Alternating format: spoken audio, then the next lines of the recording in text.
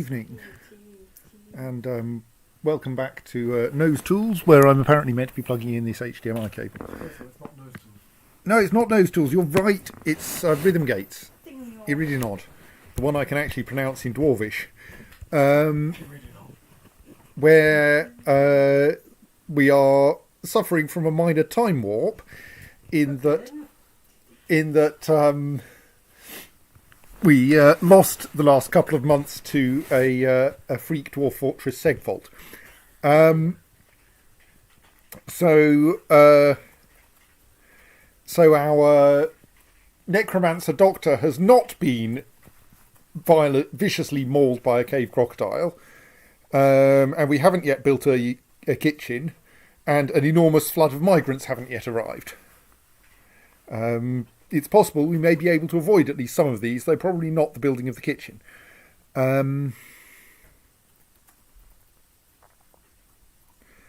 So, yes. On the other hand, the dwarf that got bitten by a helmet snake and now has a rotted lung is still, well, about as rotted as before, really. Left lung.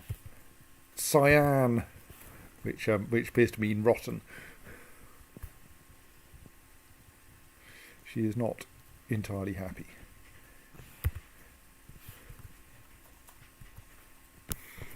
So yes, maybe we can at least avoid the loss of our doctor this time. Also, I think based on the wiki, I probably actually wanted low boots and not high boots, because I think they're lighter, and I probably want to make spears and not battle axes. So I shall do those, and I should probably prioritise actually getting everyone in the military a weapon.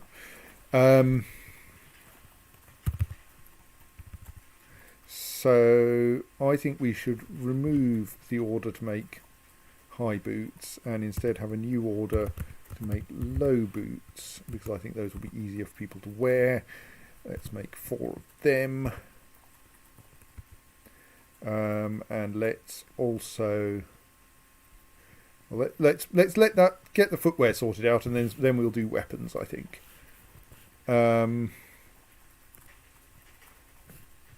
So I think the job of constructing a kitchen is still a good one.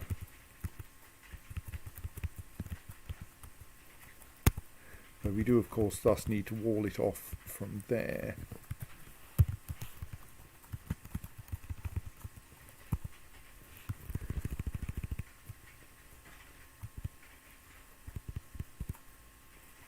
Do we not have any blocks now? Am I just being blind? No, that doesn't say blocks anywhere in that list, does it? Okay, make some blocks.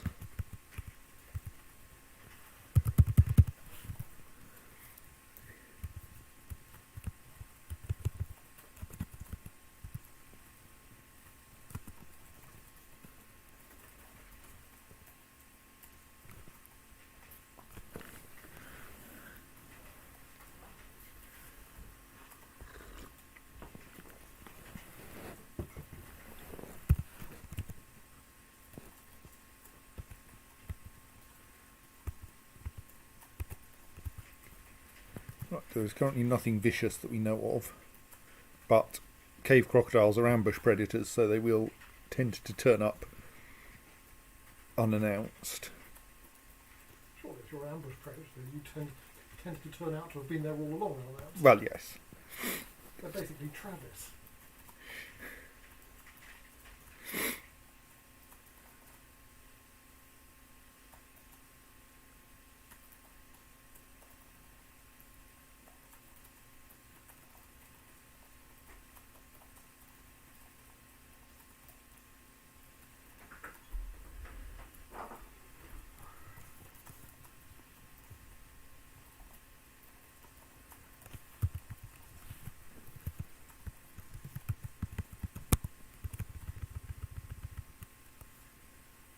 We should have some available blocks, really. Am I just an idiot? Oh, Or have we just made lots? No, I think I was an idiot. Oh well. Let us install a wall there to avoid embarrassment. Were the blocks victims of the time warp? Some of them may have been, but anyway, that's that wall made, and then when someone can actually be bothered coming and doing some digging.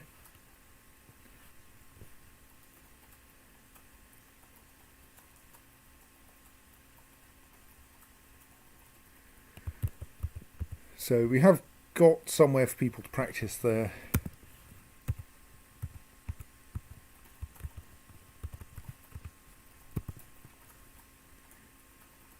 What gives in suspense? Are they practicing their religion or the tuba? No, practicing their weapons training.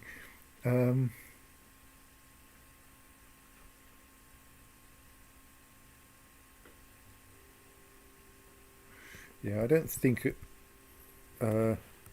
given that appears to be a single Crundle, it's probably not going to last long.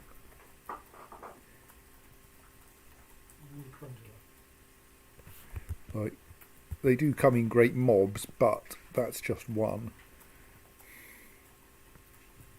I mean, I could send some military after it.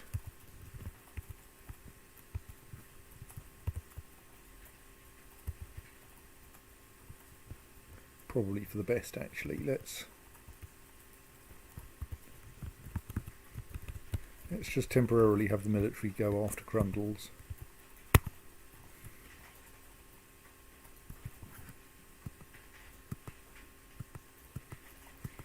Some of them may faff around a bit trying to acquire some equipment.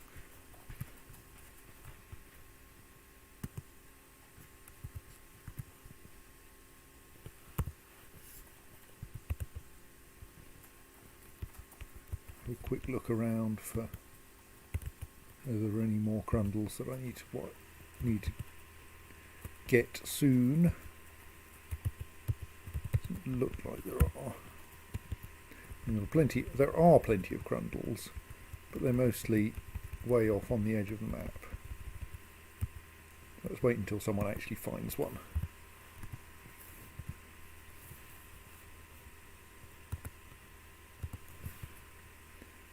I mean, I assume no one got seriously injured by the Crundle.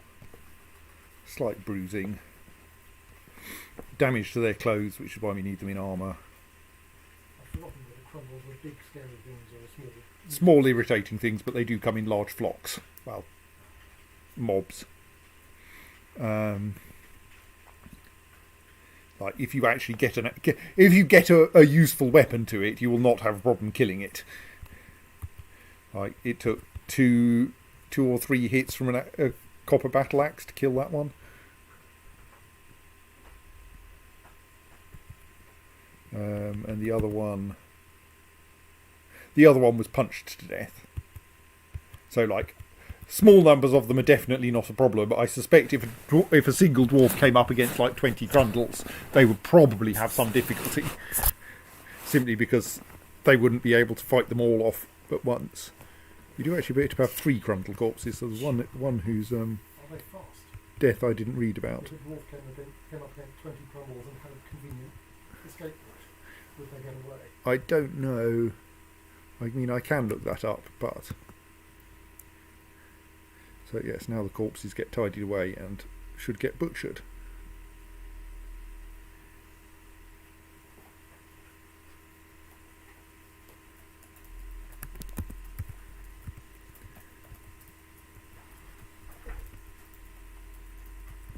So there's another surprise Crundle. Dead Crundle.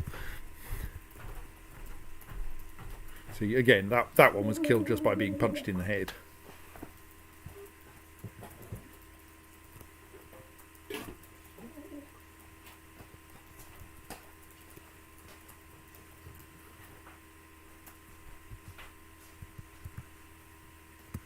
I think our biggest problem is going to be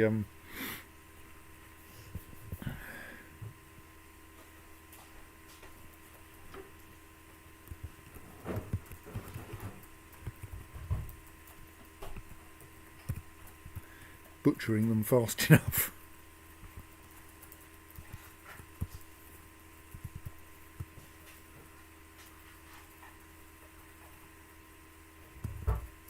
and cleaning up all the blood. All right. I have just noticed the enormous great mob of Crundles just outside our front door.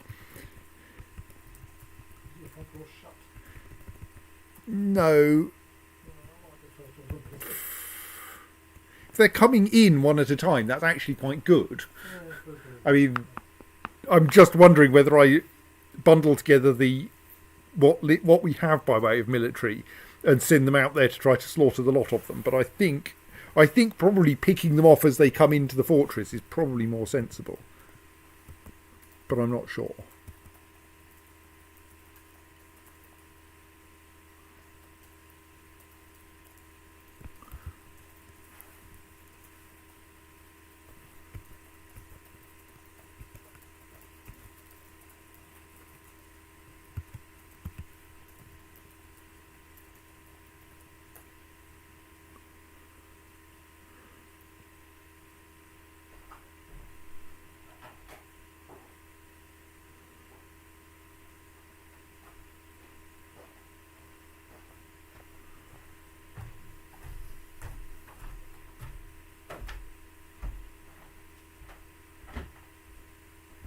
So I did have a second person who had mining enabled, didn't I? Wasn't it someone in dark blue?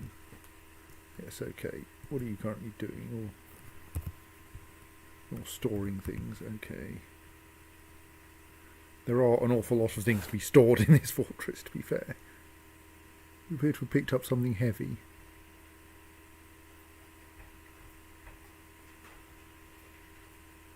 Alright, you're storing all those blocks I just made. Yes, okay.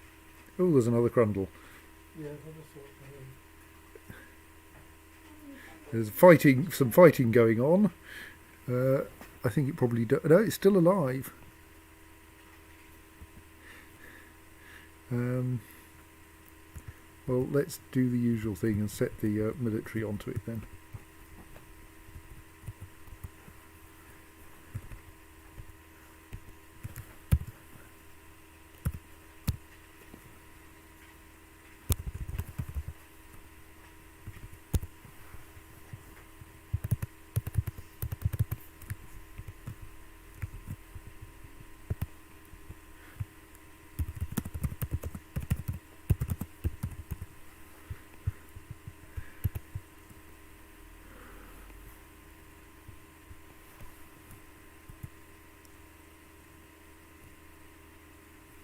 Hope someone is operating the butcher's shop. Yes, good.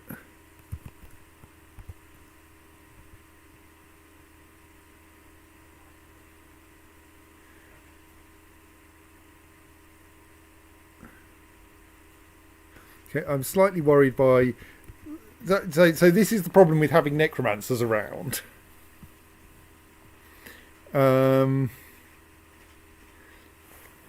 Which is that they will gesture at things and corpses will start moving. No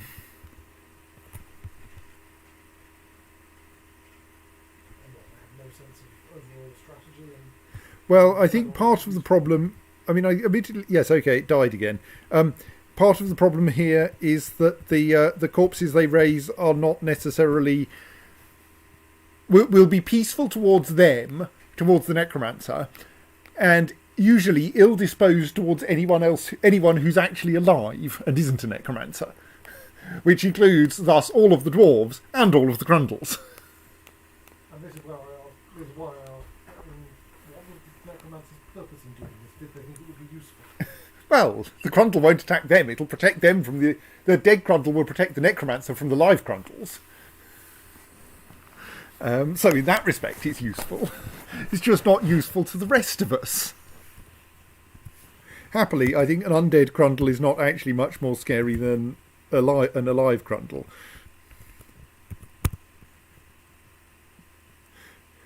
Mason immediately hacked it in the upper body and it fell apart again.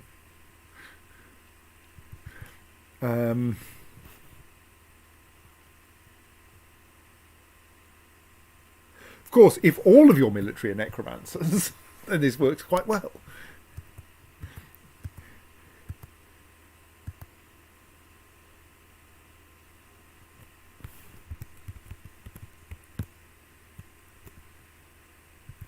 So someone is trying to butcher an animal. Okay, someone is in there butchering an animal. I just can't see the dark blue on black. Because curiously, that's not a good colour combination.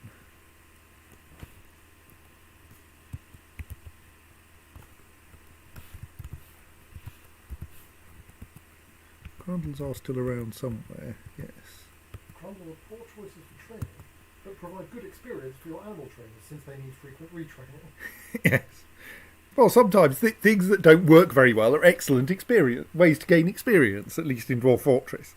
Hence my use of undead as for target practice in nose tools, because you pretty much can't kill undead with crossbows, at least not by shooting them with them. You get the opportunity. You can just keep shooting them, and you get and they're much better things to practice shooting at than static targets are. So an excellent way. This was why Nose Tools was full of more or less useless elite marks dwarves, because they could spend all their time shooting at zombies. The problem was that they were no use actually for killing zombies, because you can't kill a zombie with a crossbow, or at least you need to be a very good shot.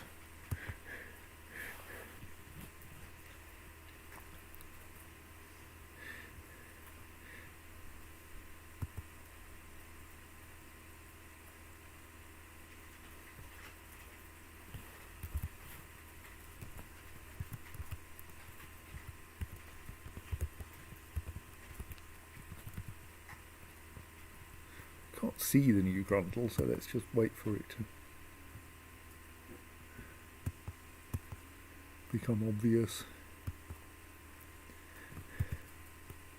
Please stop raising the Grundles from the dead. But it's fun.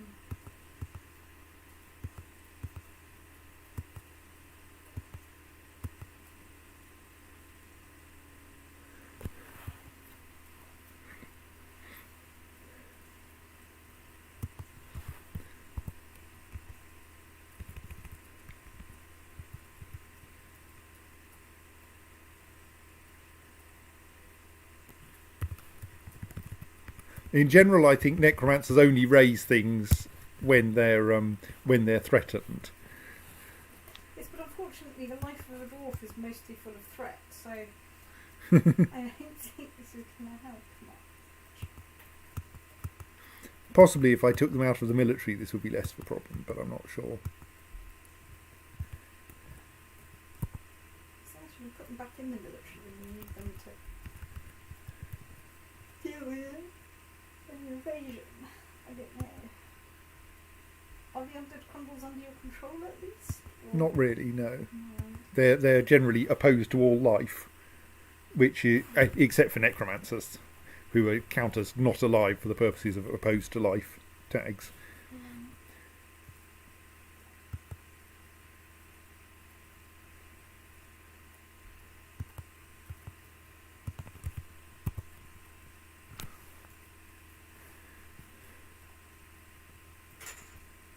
I was trying to have fortress without the walking dead problem, but Well, I mean, I have a kind of hope of turning it into a Walking Dead solution.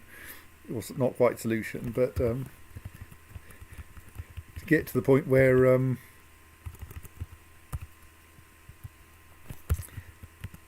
if we could arrange that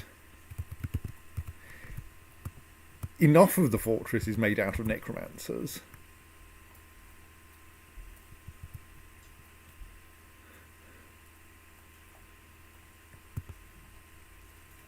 I mean, we are reaching the point now that whenever I try to throw something away, a Grundle gets throw away part of a Grundle, another Grundle gets in the way.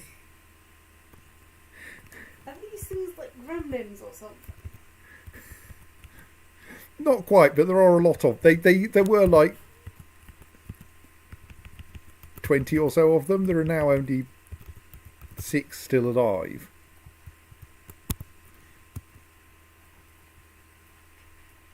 And like quite a few of my dwarves are fairly heavily armed.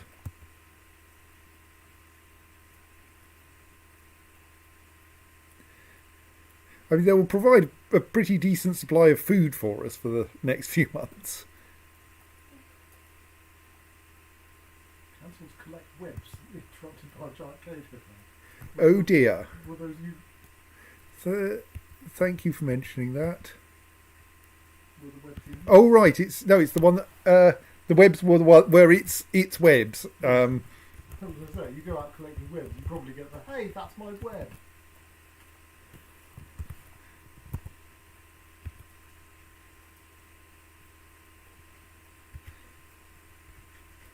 I mean, okay, well done, that cook. You actually, despite being apparently unarmed, and I can't tell whether you're armoured based on this because your armour never mattered. Berserked on it. Well, didn't even technically do that. Just punched it repeatedly. Well, scratched it and punched it, and eventually managed to break one of its legs. The force pulls the right third leg. The force is only to be used for knowledge and defence, never for practical jokes. Well, yeah. So the point is that the cook scratched the giant cave hippo in the foot, but that also caused an injury to its leg. Yes. Which we obviously have to make sure we carefully model the fact that the foot is attached to the leg, and therefore the one will indeed pulled it so hard as to tear a ligament and a tendon in the leg, thus causing it to stop working properly. Is it also modelled which of the other legs you should pull because it has bells on? I don't think so. And then at this point the cook quite reasonably ran like hell because that's what you do to a What? because it doesn't have enough legs to come after you. yes. I mean, I'm slightly surprised that removing one leg was enough, but like I would have expected you to need to get it down to like 3 or so before it wouldn't be able to move. I don't know, Dizziot. I have no idea. Sorry. Feel free to do the research and report it as a bug if necessary. Anyone else getting any lag on the internet? I don't know. I'm not using it. I'm only getting a normal lag, Okay. which happens apparently only to my laptop on the Wi-Fi here. Well, I assume- can't. I assume the wireless access point on my laptop are just having some kind of a Fight for dominance. I thought I was going to say just permanent snip with each other or something. Right, so let's build ourselves a kitchen. Relationship. They've not been speaking to each other since.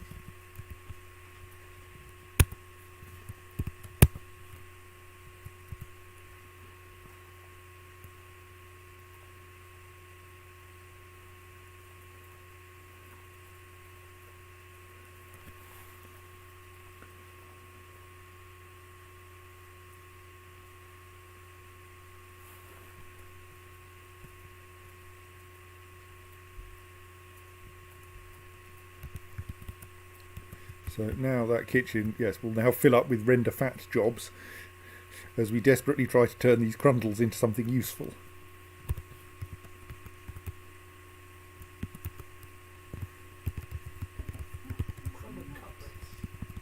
For instance, I'm going to assume that bits of crundles are generally not worth saving. Cuisse de conduit. And it looks like one of the bits of crundle has got stuck in a building, so I may have to demolish the building to get it out.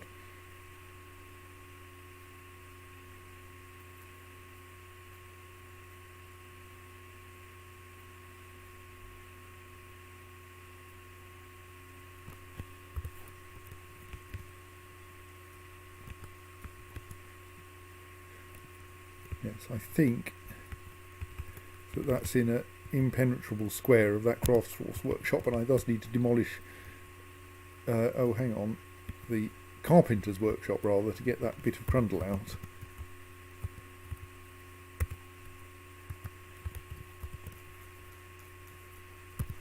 Which, since we're not currently using it, seems like a reasonable thing to do.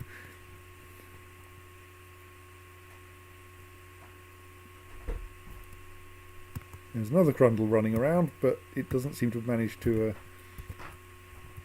actually get itself into a fight yet. So they're quite fast, at least when they're running.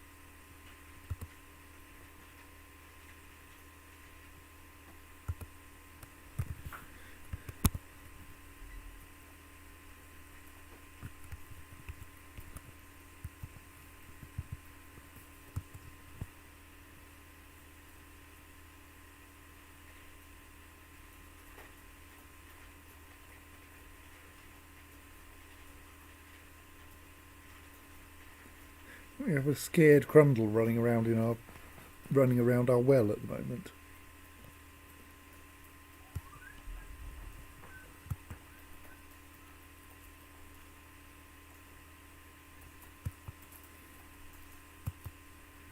So now I can mark that for disposal.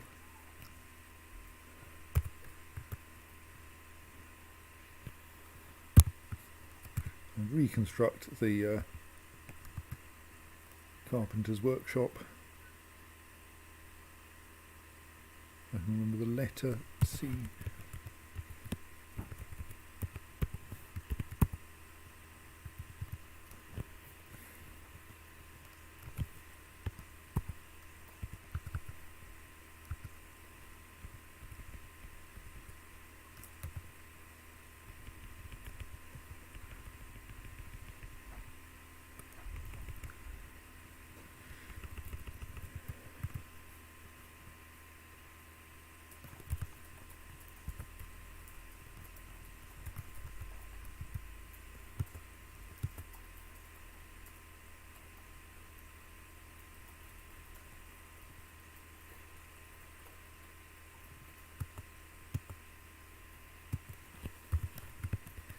Am I rotting already?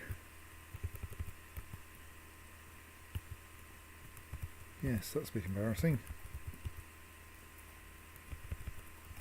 Damn it, you guys, butcher them faster.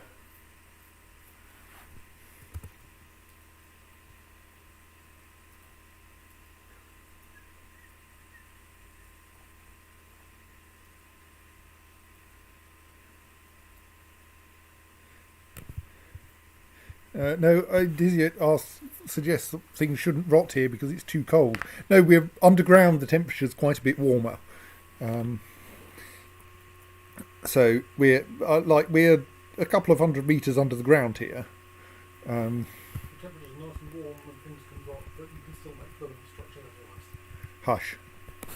That's just dwarven physics. Yes. So. Oops. There is no danger that things will freeze down here. I think if we might find that if we left Grundles on the surface that they would actually not rot, but I'm not sure that does work properly.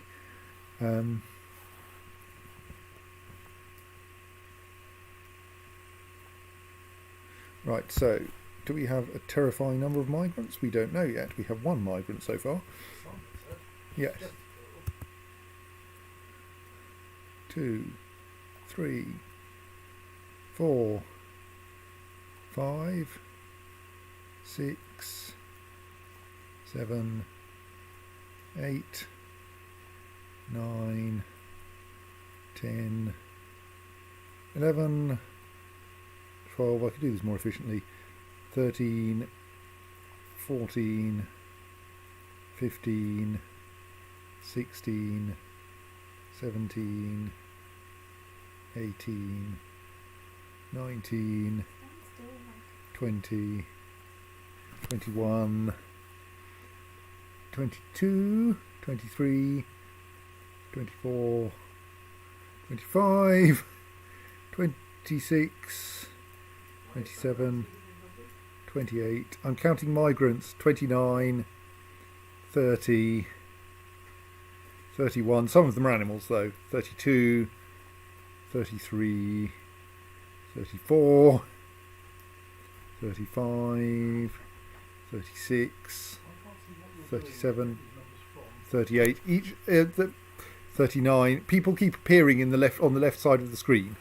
39 people have popped up in a square around here in succession. They immediately, of course, went down the mountain, so you didn't get to see them for very long.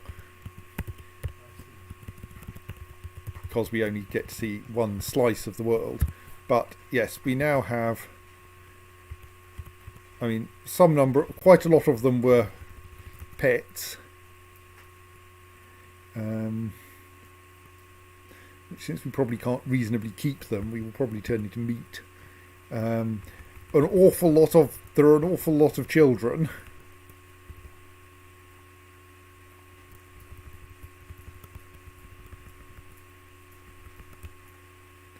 but there are also quite a lot of miners and a fair number of metal workers. But none of them will have brought an anvil, as previously whinged about. Still, a lot of miners means that digging out some new bedrooms will not be too painful.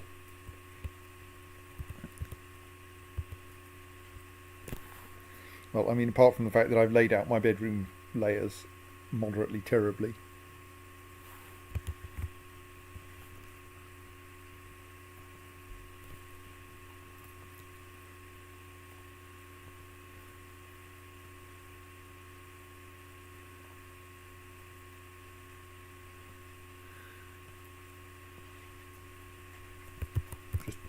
Staring at my bedroom layer and going, what am I going to do about making this actually work properly? I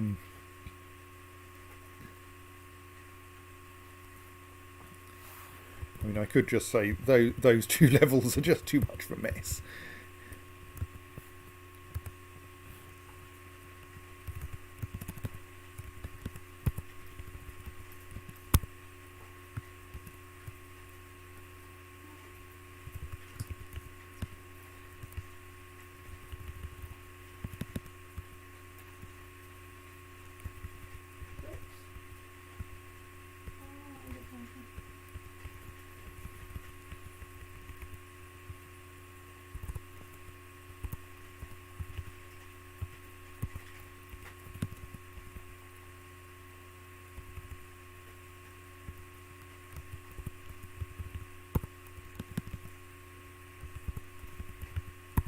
That's my standard size. I mean, that's not my standard size because, pay attention, you need a wall between between a bedroom and the corridor.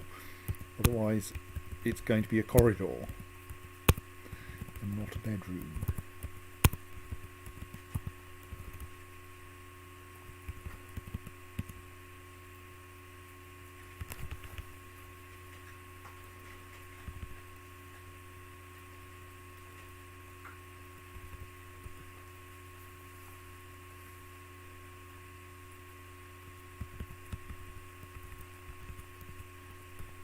How close are we to the south edge of the map? Quite close. So if we were to decide we wanted to put a bedroom there,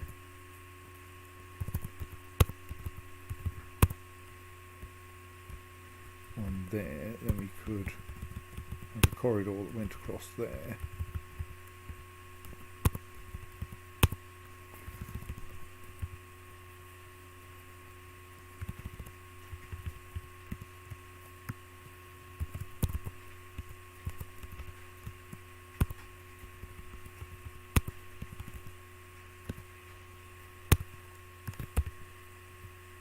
No. Okay, it would help if I made sure that my macro didn't move the cursor down one at the same time. Also, I think I may have accidentally created a recursive macro. Stop it. But I think I pressed play in the middle of recording it. So let's instead start it from that position.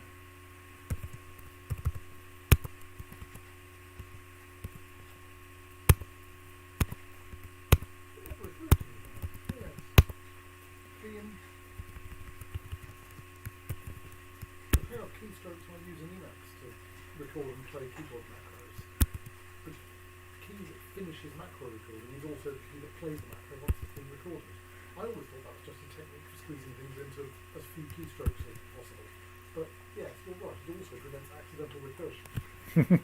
You can of course bind the macro and just record it to a different key and then deliberately use it as a substitute in another macro. And then deliberately recurse. Yeah, that's fine.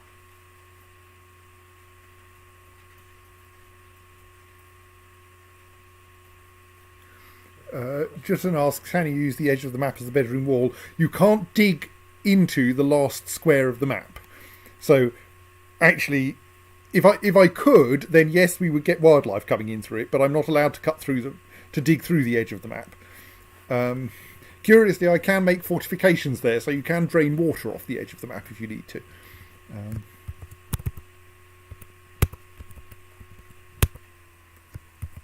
Oh no, that was stupid. Oh well, it'll do. No.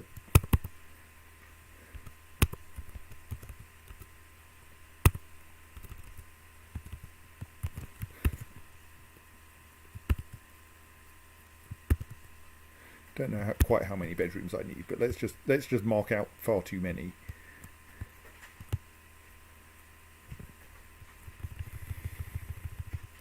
Indeed, I suppose what I could do, yes, is just say, look, just make this corridor infinite. Well, not quite infinite.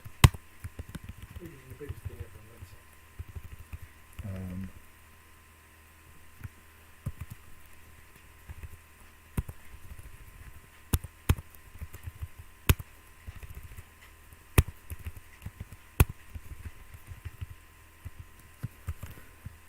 Mark far too many bedrooms.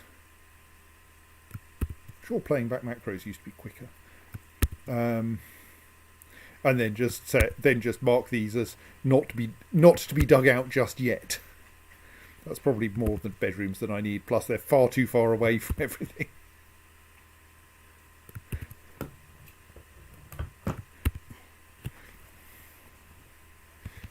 And then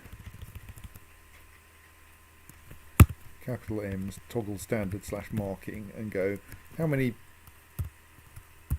new people have I got? I have a total of 46 citizens, and we had 12 citizens before, so that means we've got 34 citizens who are going to need bedrooms. Some of them are probably married. So if we make 24, we have 26 is a convenient number to do here, isn't it? So if we go 6 bedrooms out in each direction, and therefore say, don't try to do those ones yet, but leave them as a possibility for the future, then I can just mark them as actually get on with this at an appropriate moment. Happily, we do have a bunch of miners. I think unhappily we may not actually have enough picks for all the miners now. So possibly that's our first bit of weapon production. We have 4. Oh no, we've got. I think the miners may have come with picks because we do appear to have 6 picks in total. Picks or it didn't happen. Thank you. Picks or you don't get any tunnels. So I think we do actually have enough picks, so you don't need to make more picks. Well, we are mining copper. That's nice. Right.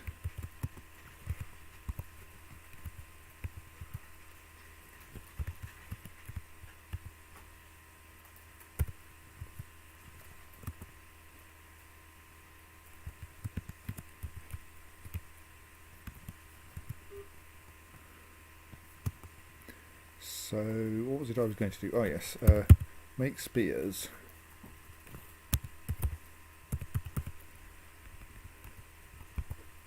Given the number of people we've just gained, let's make 20 copper spears. Do you have enough copper? We have lots of tetrahedrite, which we can smelt into copper if we don't run out of wood. So are you going to have to find a way of smelting things that doesn't run out of wood? No, I'm planning to try to buy wood from passing caravans, mostly once we actually manage to.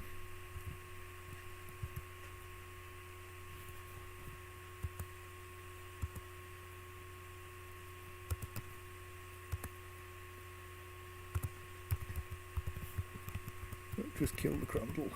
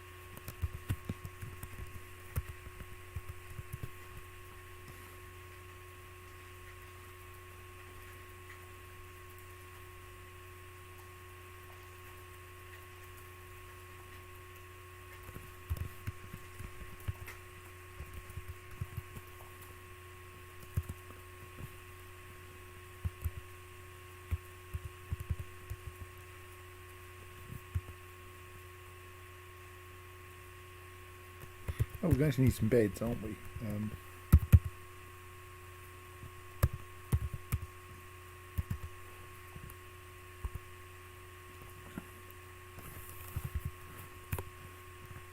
That's going to consume quite a lot of wood as well.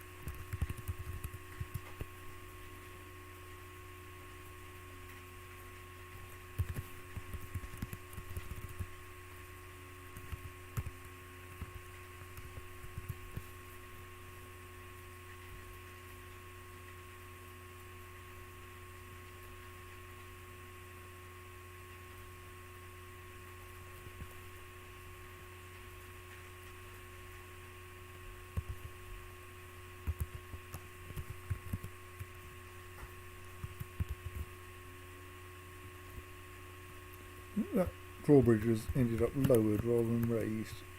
That's a bit entertaining, but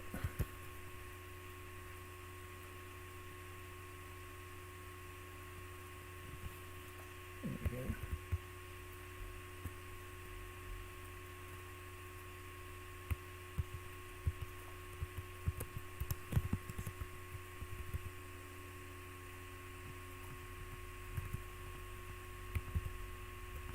Maybe I'm just confused about the drawbridge. Still, rotten things should be disposed of.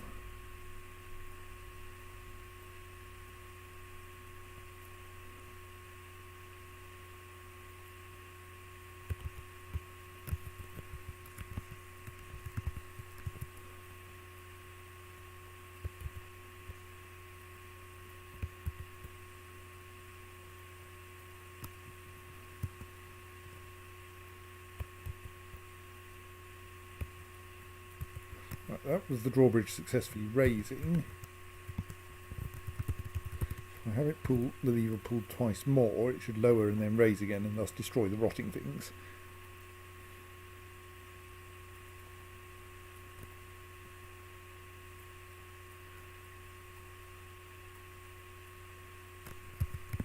So have we butchered all the things now? Yes, good.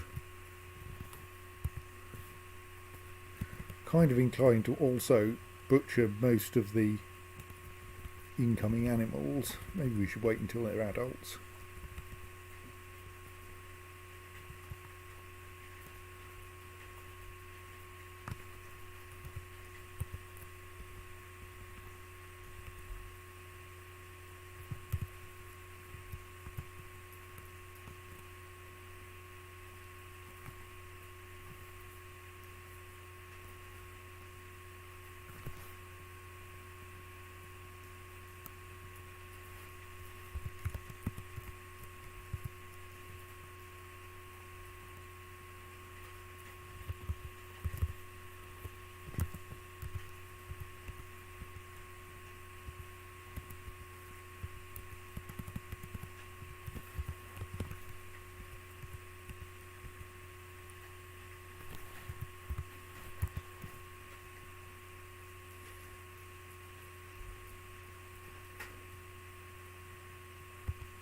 I mean, it looks like this ranger may successfully kill this giant olm. What is a giant olm anyway? Oh yes. It is a predator. I'm kind of inclined to say I'm not confident that the ranger will be able to kill it. So let's take our gradually improving military and give them a challenge.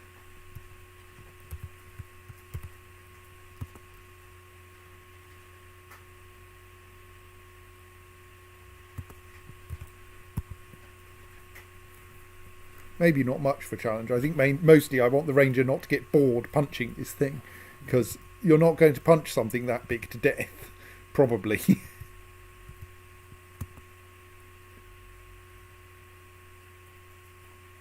Not quickly. No.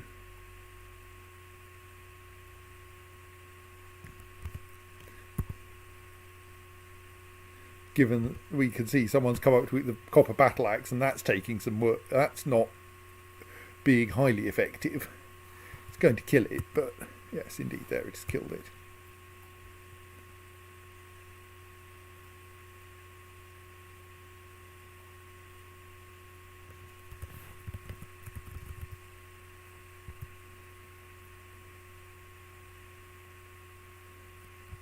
Someone now has as a job to haul that back to the fortress so that it can be butchered.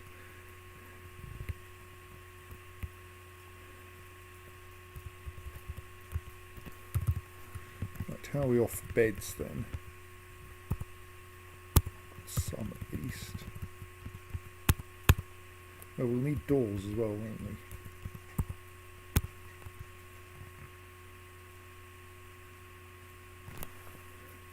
There's a question of why I've offset these bedrooms 1 square further out than the ones to the north.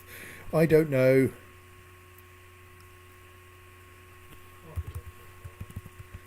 Yes.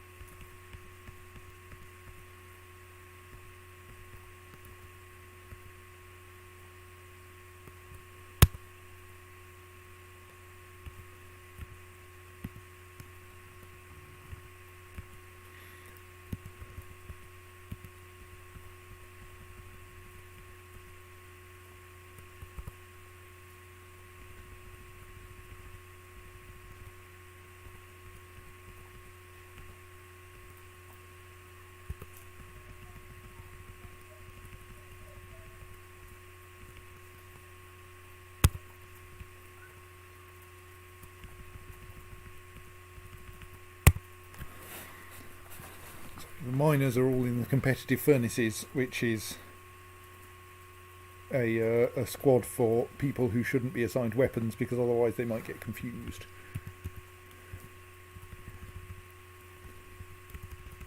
But we're probably going to want some more squads so that we can put the rest of the people into them, in order that everyone is usefully armed and maybe vaguely competent and vaguely armoured. Go on.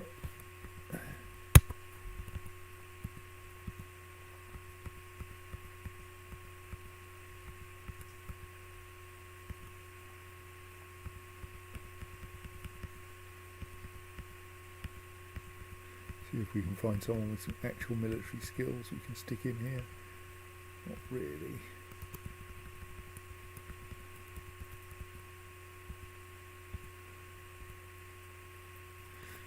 Bard in charge then. Not sure about trappers and rangers and hunters. I might want to pay attention to their... Well, go on.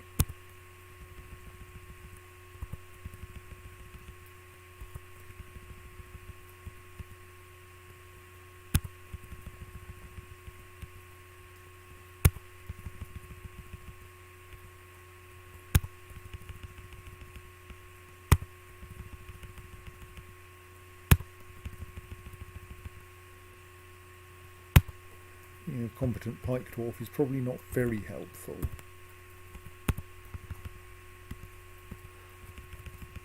Because we don't have pikes. We don't know how to make pikes.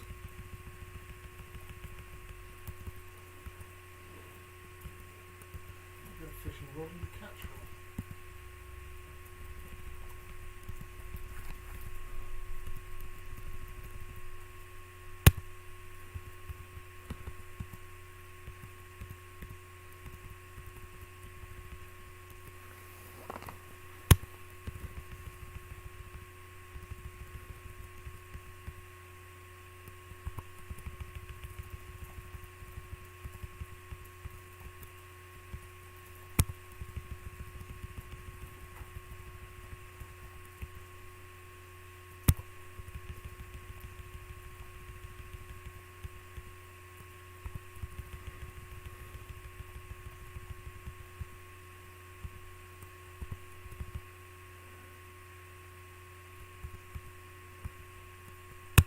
Right, so every member of the fortress is in the military. Well, every adult member of the fortress is in the military. And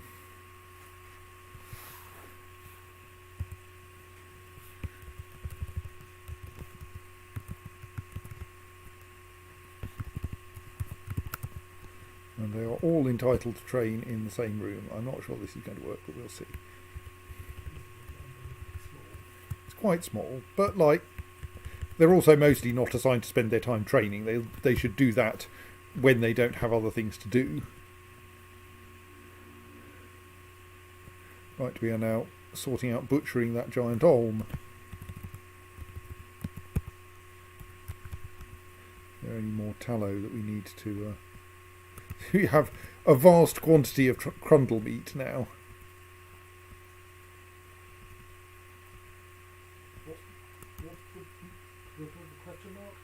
That means that we only know roughly how much we've got because there's so much of it. The game presumably is keeping track of every object and knows perfectly well. Yes, it's just that I don't have a good enough bookkeeper to know that my... or rather, I haven't told my bookkeeper to put all the time into getting our stockpile records accurate enough, which is probably worth doing.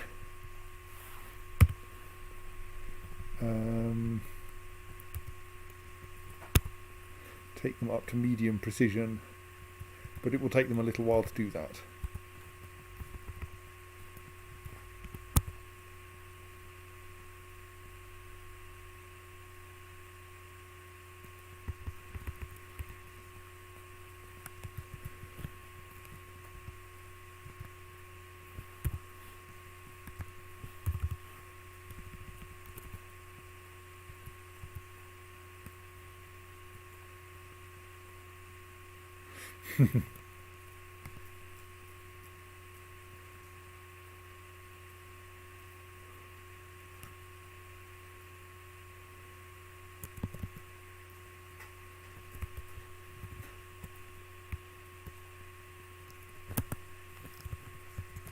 Okay, I think we might want to do something about that.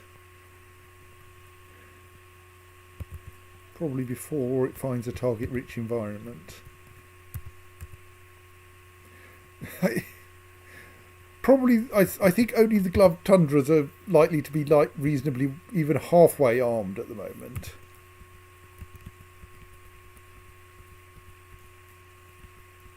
Also, they apparently have an empty slot, which worries me. Maybe I accidentally assigned someone away from them. Yeah, I think we just send the gloved tundras in there, because no one else is really equipped for killing.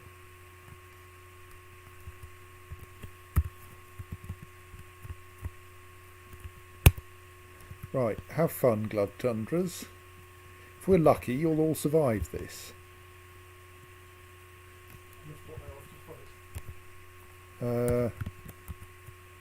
That. Which is just outside the front door. No. Well, I think that worked.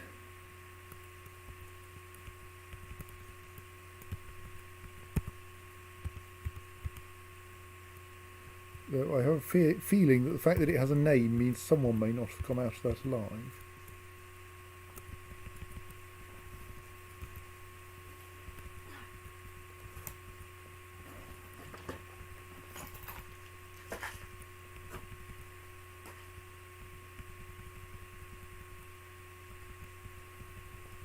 Given the amount of venom our poor manager got in them.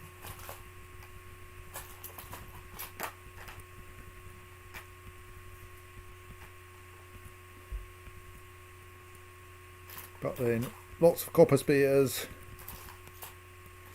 Well, okay, 1 copper spear, I think.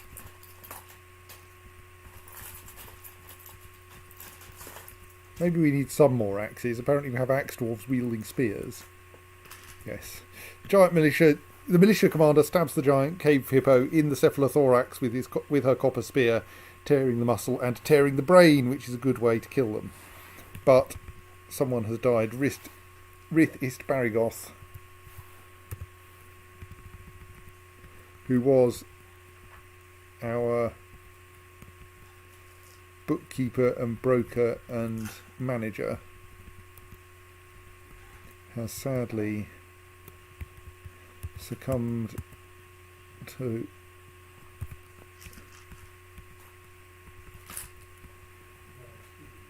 probably to the venom, yes.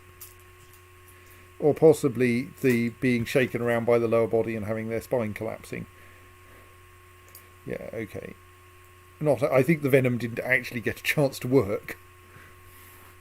So, yes, one of you didn't make it, but that's not bad, really. Considering. So, we're probably going to need to make a few more coffins now.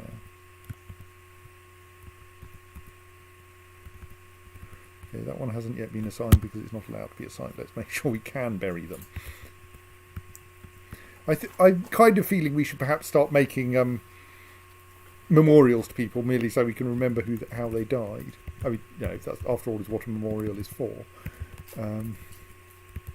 Even though it's not strictly necessary, but given that we can mostly find their bodies.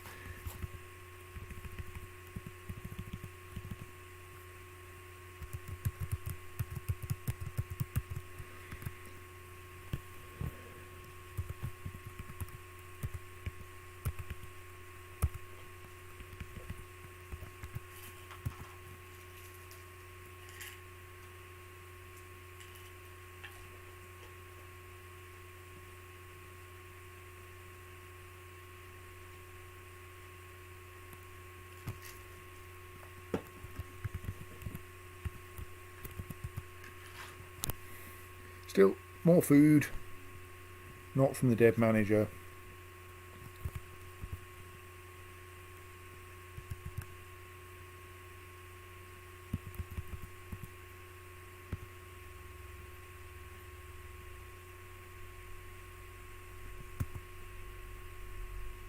Oh, we have an impending strange mood because we have so many dwarves now. Are you only after stone? Just stone? We can do stone. We can definitely do stone. That's not a problem. Yet you just need 1 item of stone. This is not going to be the most exciting mysterious construction. You're just going to tie up my craft stores workshop for ages now, aren't you?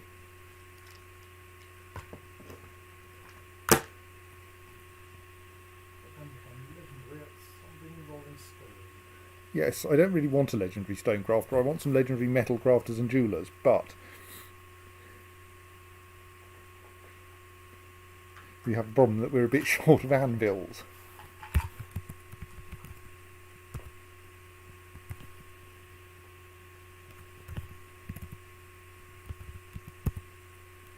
Oh yes, I need to appoint a new manager, don't I?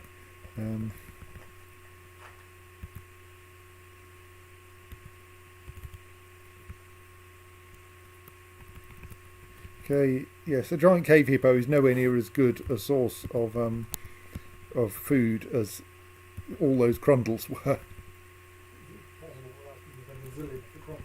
Yes, and like their only way to win was by numbers, being as they were not very venomous.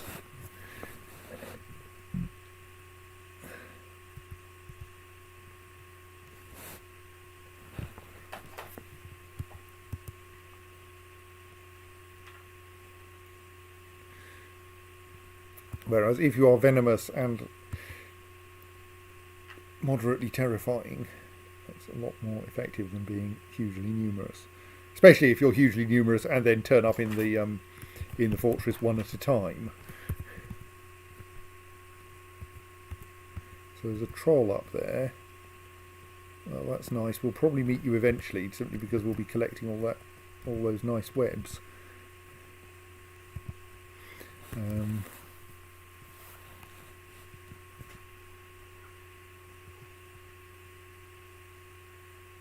Right, we need to smelt some more ore, clearly.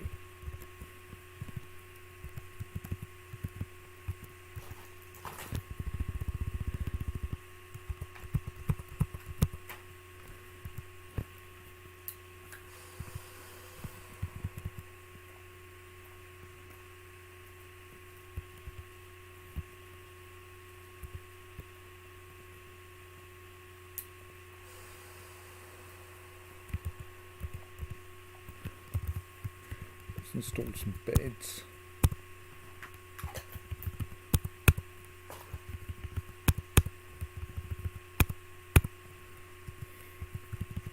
Mark the existing ones as being part of bedrooms, or at least the ones that have.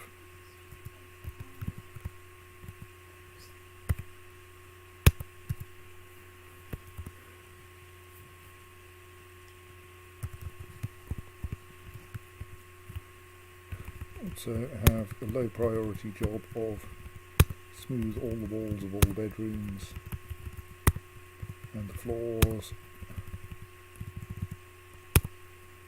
I think it's when you say smoothing all the floors, and I think you're in an ice palace. All I can think of is basically this involves dwarves who can either gracefully ice skate from end to end of the fortress, or who end up skidding from end to end of the fortress in a kind of comedy.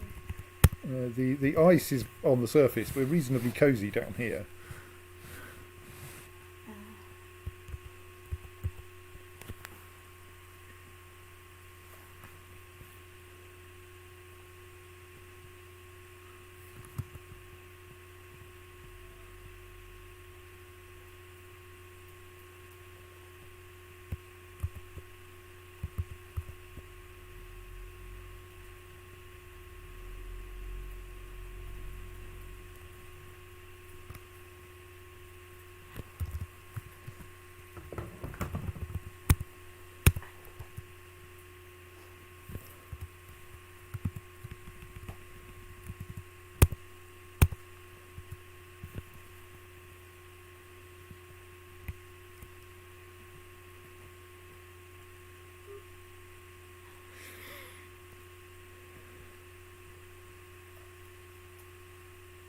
Right, we have a diorite scepter.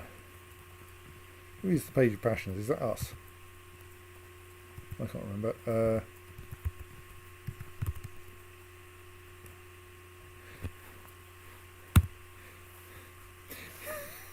It's a very minimal scepter. On the item is the image of a cloud in diorite. And that's it. Thank you. What is a scepter? I think that's purely ornamental. I think scepters in here are purely ornamental.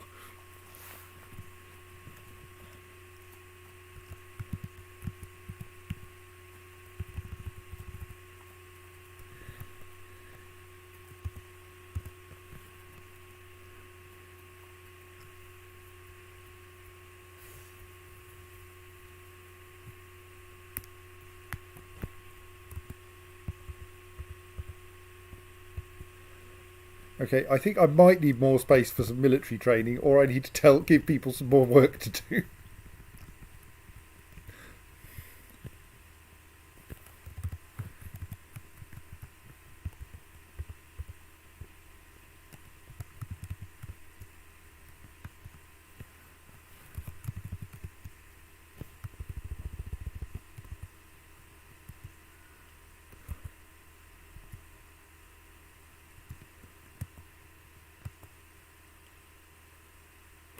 Also, our food stockpile is getting too full, isn't it?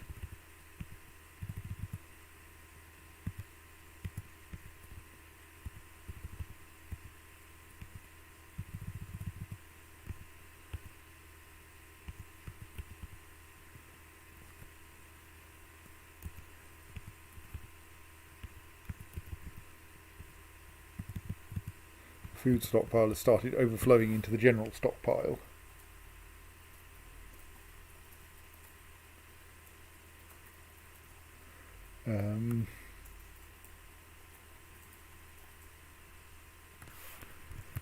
So let's take advantage of the fact that we have far too many miners and dig out a nice big food stockpile here.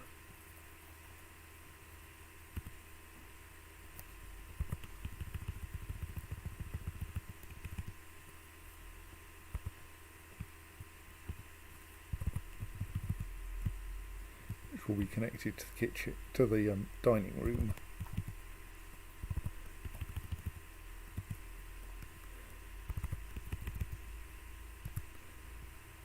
And to the kitchen.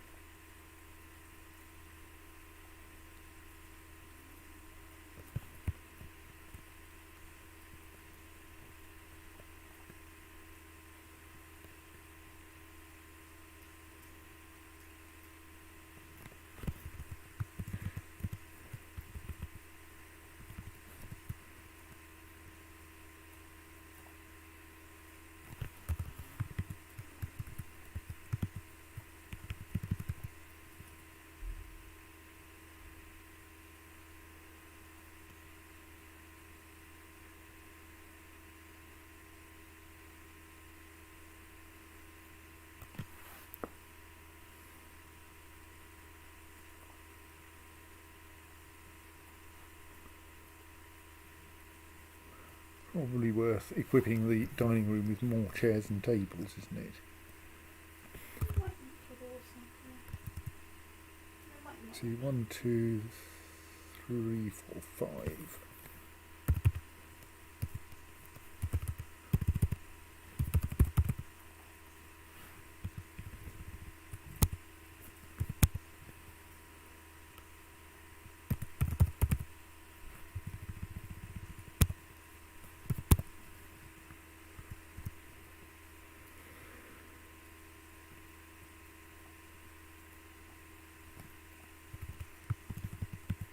I think we also then want to keep wrapping up our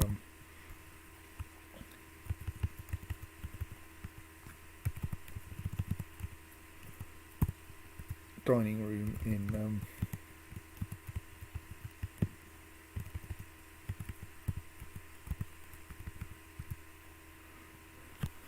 stockpiles and stick a booze stockpile around the back.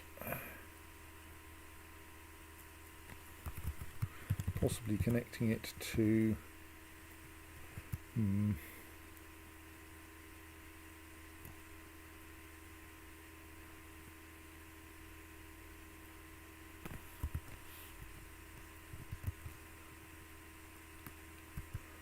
we are currently out of booze. Actually, yes, that's the thing I want to do, isn't it? Is now that there is no giant cave hippo, the troll is somewhere rather awkward. Let's leave the troll alone for now and not attempt to demolish the old farm plots. And just think about building some new farm plots where we can actually get at them.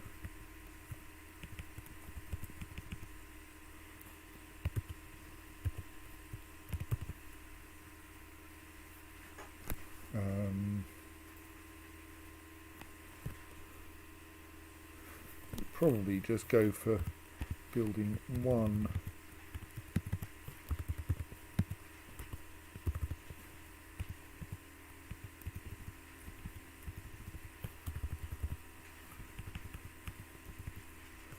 I think if we're going to do that we want to actually first build a dirt road. There's a nice rectangular area there that I could do, but we need to clear out all of the existing vegetation first, so let's try to do that. What? Why are you not responding? Have you randomly lost? Alright, that's working. Oh, I'm confused, I think. Right. Build dirt road.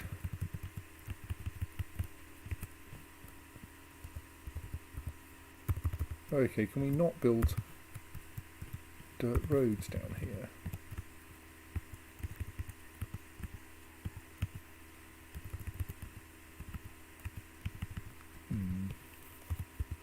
Oh well, I don't really care about the farm plot being solid.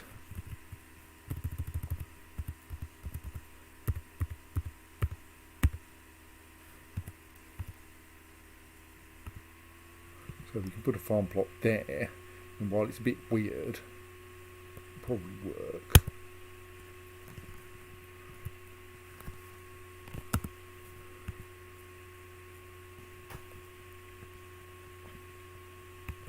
And it's like fairly close to the fortress. Because we're going to need, we want plants mostly for brewing booze out of. I think we can sort our food supplies out just by killing cavern wildlife.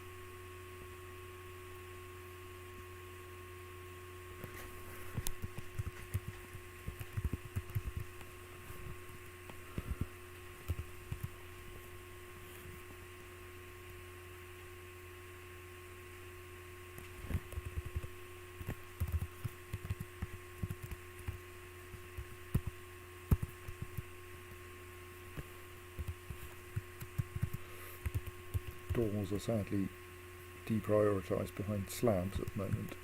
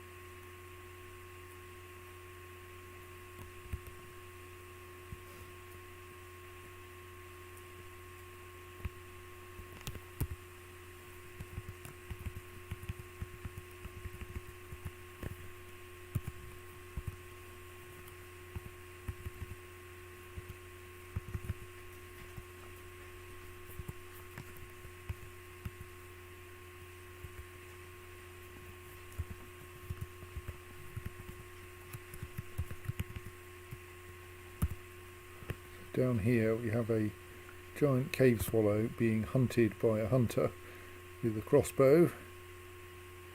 I don't know if this is going to go well for the hunter.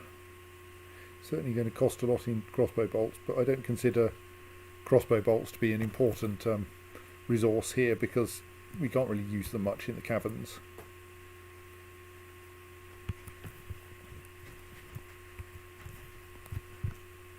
Turn my volume up slightly because I'm apparently getting quiet, which probably means I've pressed the wrong key somewhere.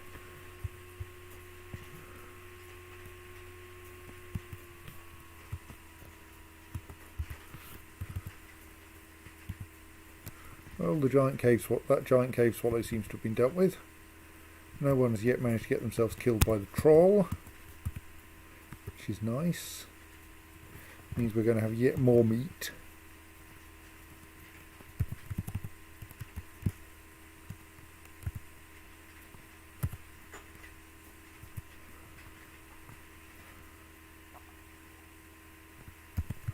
Details can I set for prepare lavish meal? I wonder if any. I can't, right.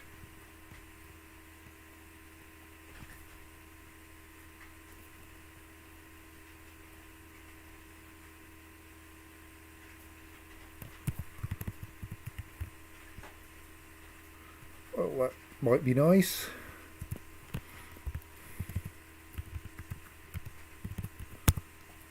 If we're going to do that, I want to make quite certain that we don't have anything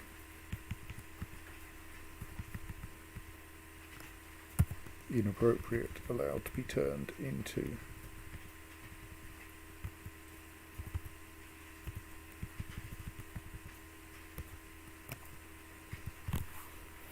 meals, because we should actually sort out a soap industry sometime soon.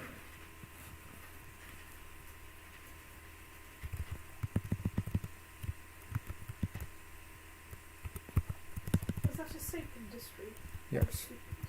Soap. Okay.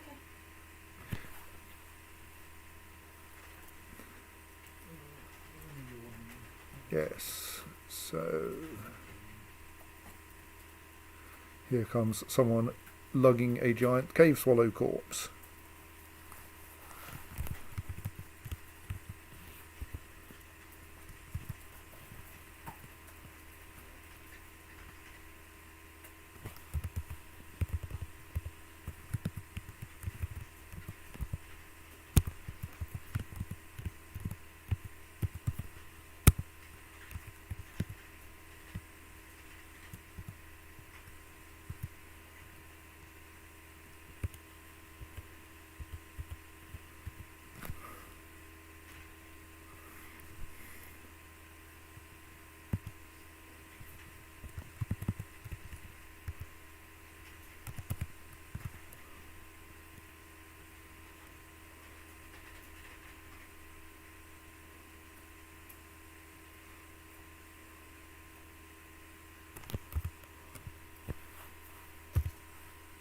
Oh, we don't yet have a manager, do we?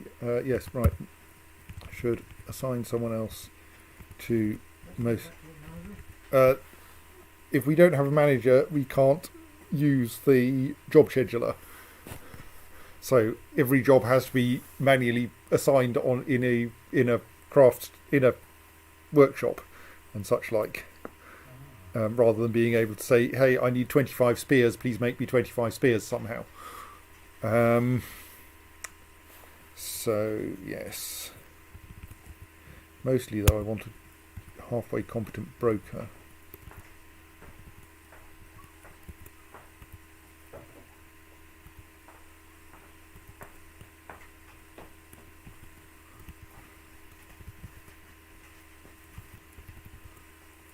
Really want someone with appraiser skill, so I'm going to stick someone in with appraiser skill, even though they're probably not much good for other reasons.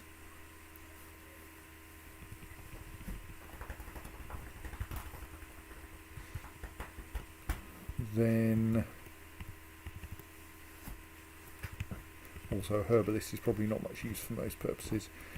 Oh, I often just, well, I would stick the mayor in as these jobs, except that we don't yet have a mayor.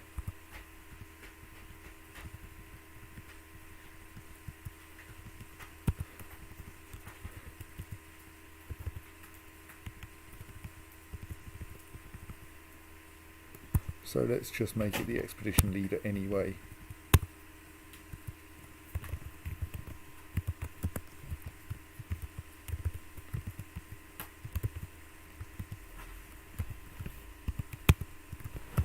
Right.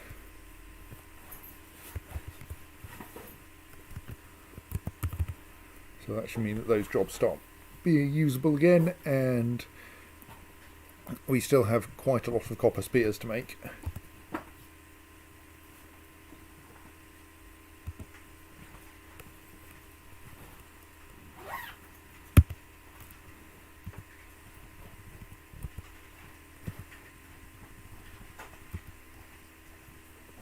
Well, you've grown up, you can join the military.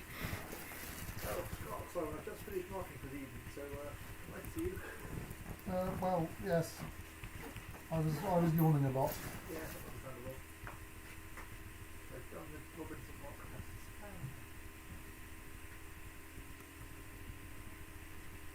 tests. Everyone is actually in the military, aren't they?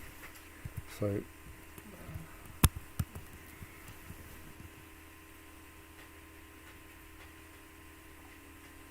Right, snooze. Good night. See you next week. Things like that.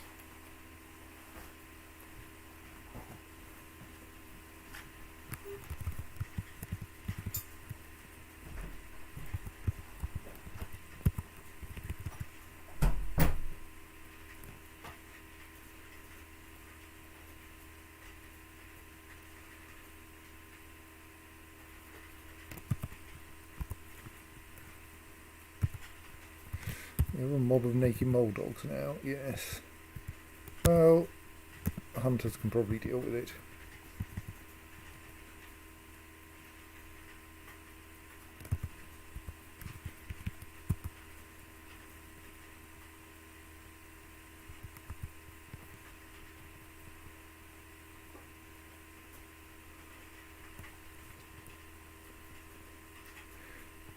So let us make that room into a huge food stockpile just for prepared meals.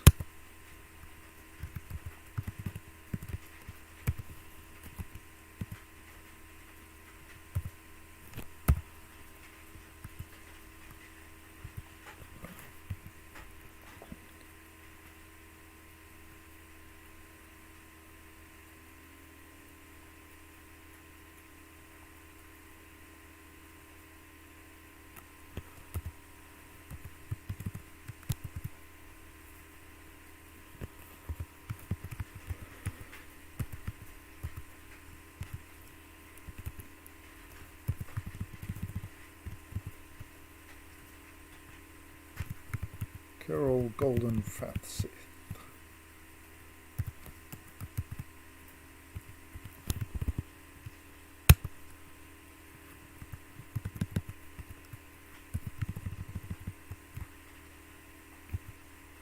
Col Zazitudist. Right.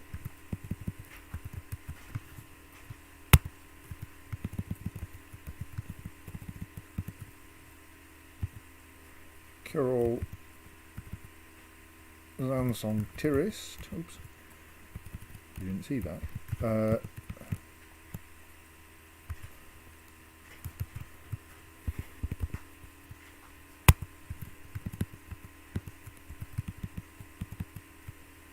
And Rith East Barrigoth.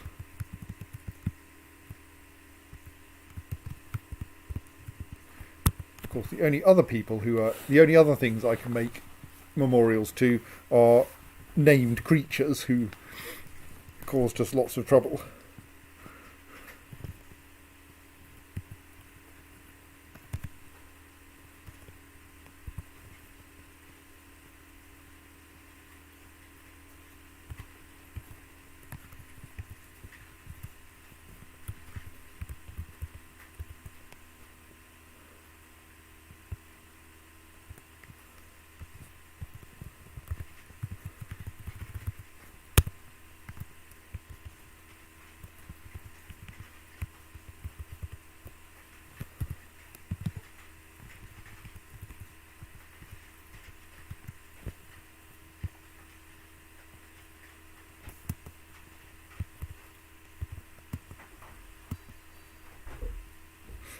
Military briefly get distracted by a passing giant olm. But, well, that was quite an effective use of a copper spear.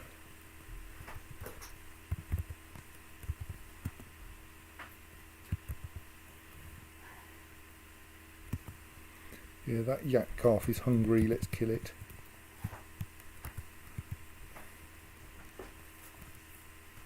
Oh, and we should mark this stockpile not taking prepared food, since prepared food can be stuck in the neighbouring stockpile. I have marked orders and mock tests. Hold on. And I just have cheeses mock tests. But I'll do those. And that reindeer calf. Not now. I think I've earned some limoncello or vodka or something. My head's going. Spook.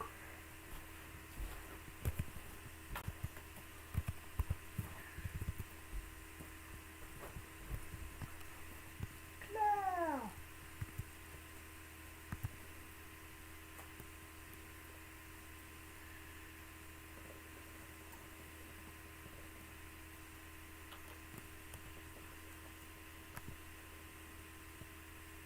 No.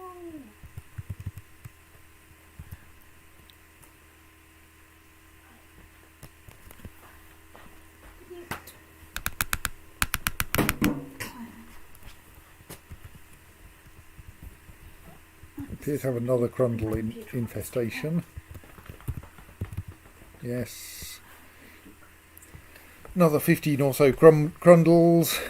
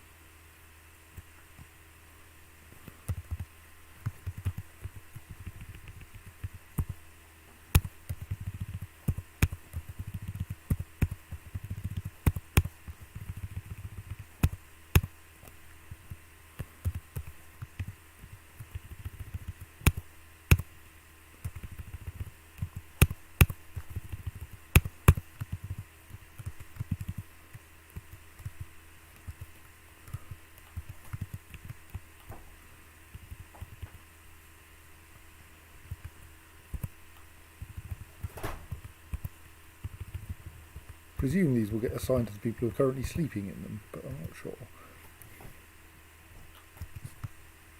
No, maybe not. Maybe it's when you go to bed in a bedroom that it becomes yours.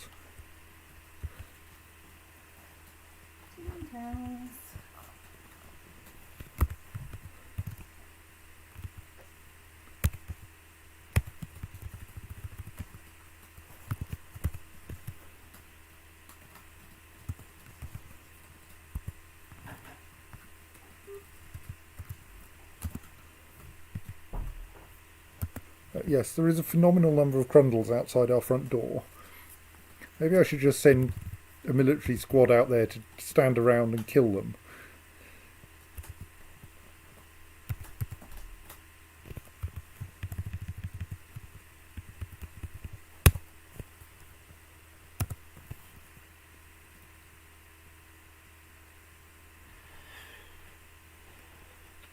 You've got tea then.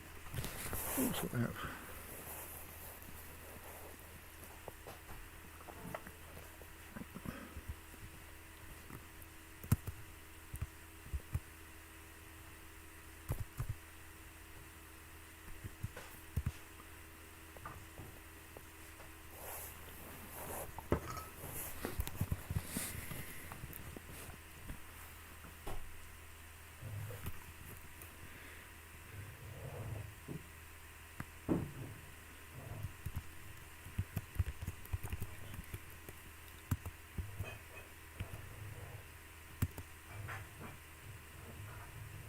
Okay, we do. I'm sure I saw a rapid sprouting of and then dropping dead of things.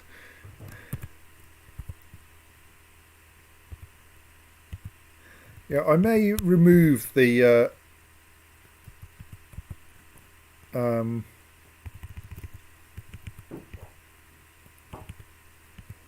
dear, poor dead bunny. Okay, the Crundles do seem to be doing a bit of a number on our pets.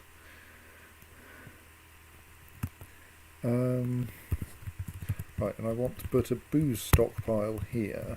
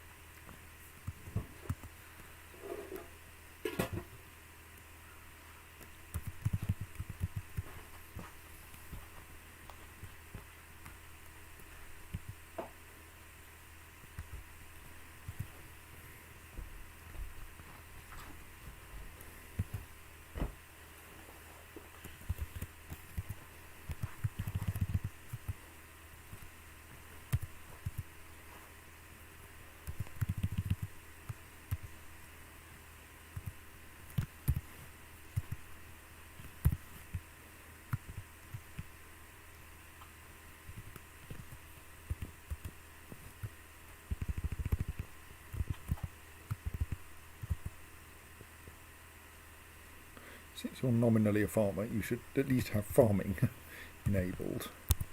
Oh, a cave crocodile. Okay, probably a dead cave crocodile then.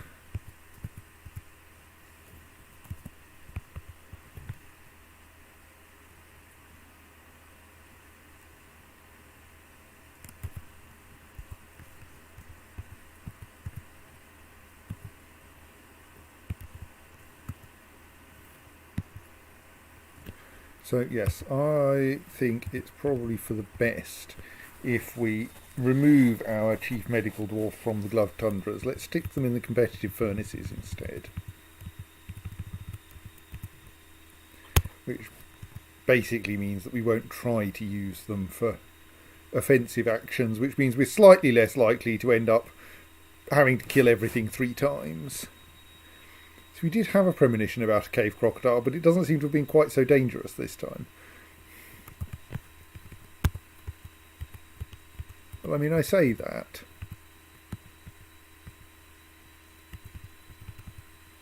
No, it met up with someone with an axe.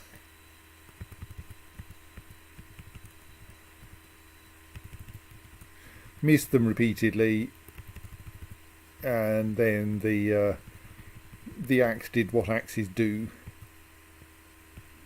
Yes, we have lots of new people now, Claire.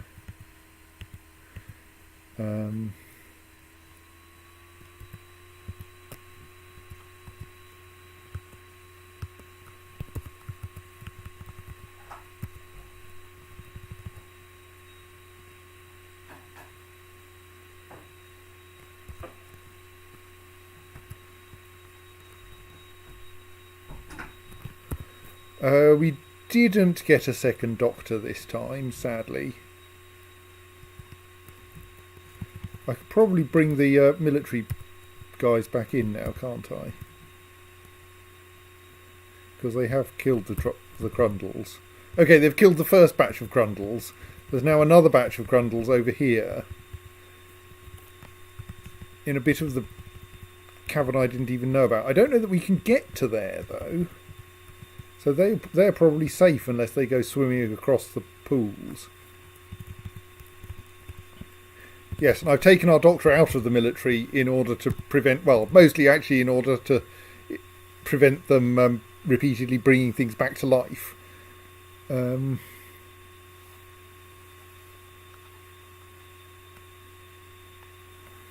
should make some rock pots as well.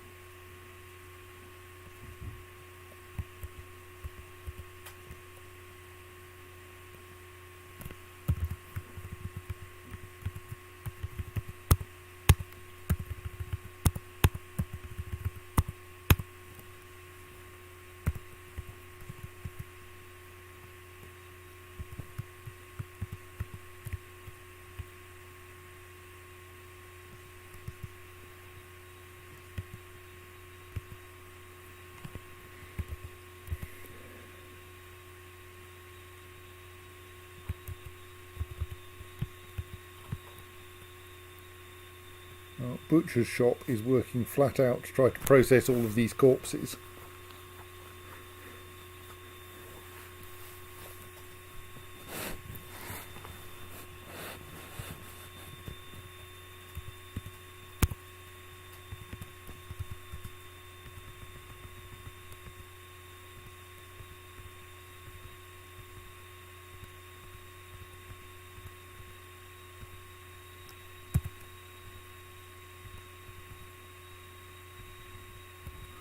Finding more tallow to turn off.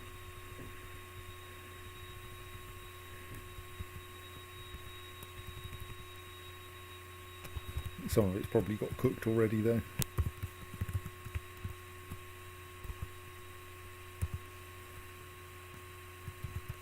But like, yeah, you can the stack of 20 prepared Crundle brain roasts are terrifyingly valuable.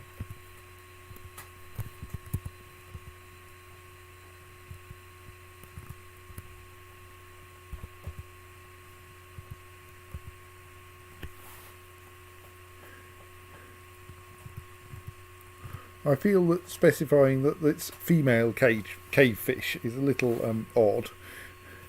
Like, do they taste different?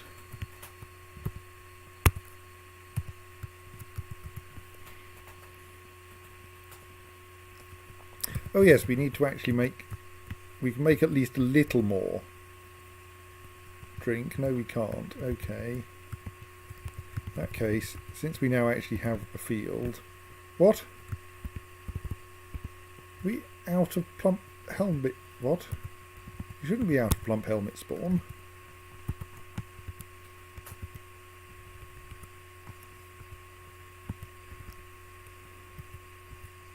No, look, we have an entire barrel here of plump containing quantities of plump helmet spawn.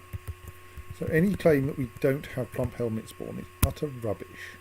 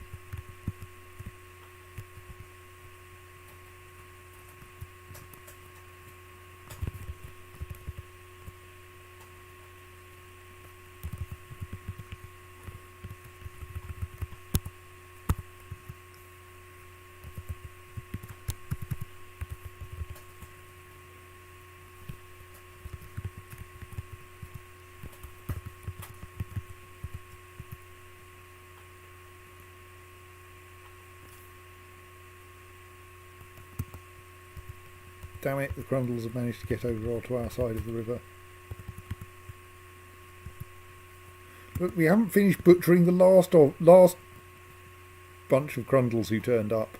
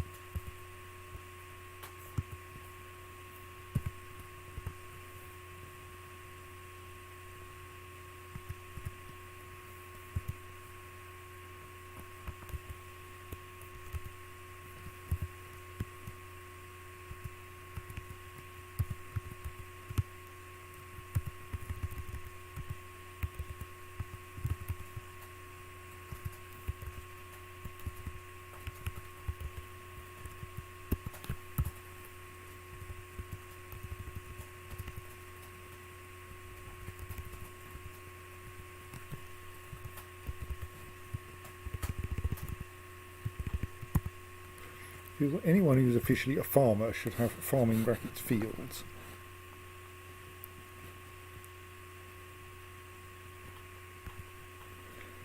Yeah, the hatch covers were a very, very early thing because those are nominally at least the front door.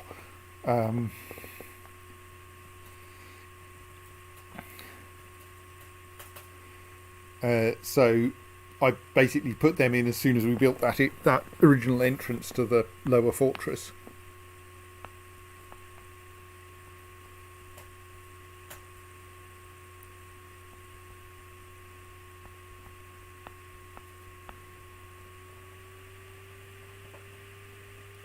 So yes, unfortunately the save is kind of suddenly come upon me while I wasn't paying much attention.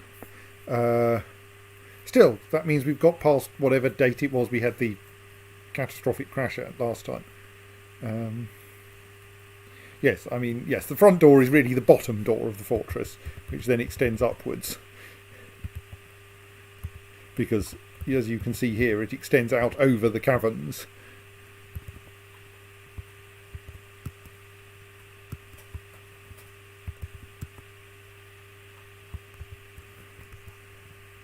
Right, we are actually starting to plant things, though, which means we may actually get some plump helmets and thus some more booze in due course.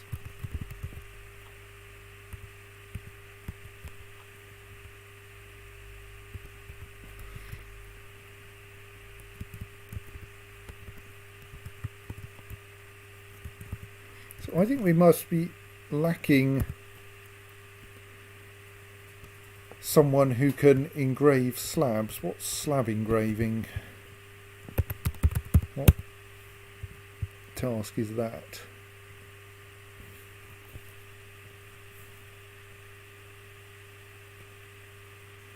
Right, so it does need an engraver. We probably have a bit of a shortage of engravers, given that I think our mason is also our only plausible engraver. So let's pick some people who have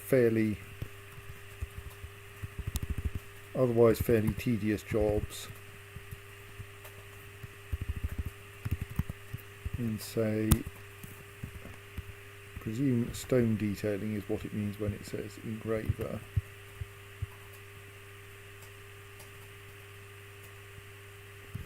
Yes, I think so.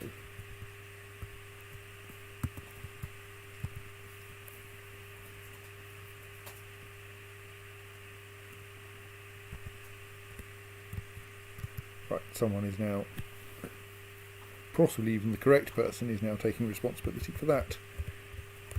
Spotted a bed in the stockpile, so let's construct some more beds.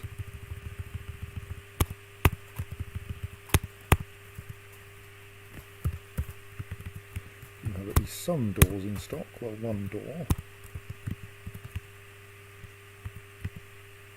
Means that can now be officially designated a bedroom.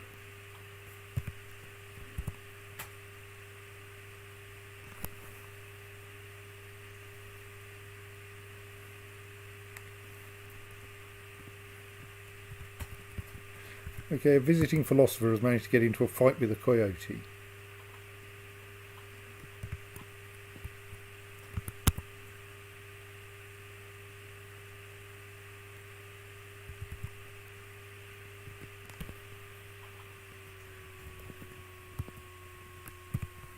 Oh dear.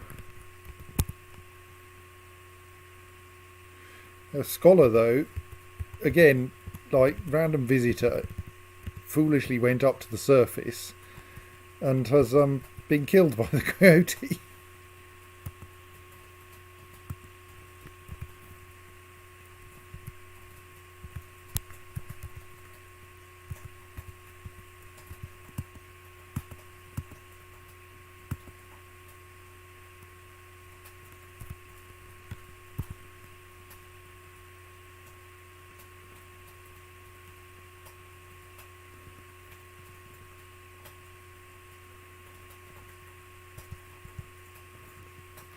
Like, first, what are you, a member of my fortress, doing up here? Have you decided to try to get the corpses? Because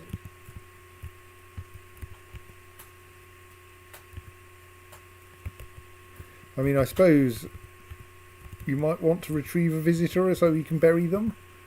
On which subject I need to make some more coffins.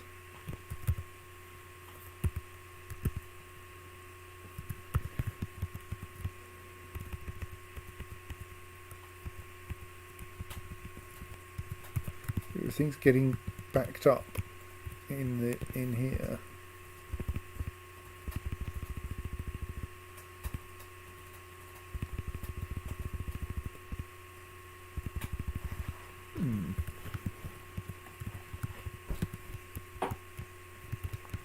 Immediately find a rotting thing.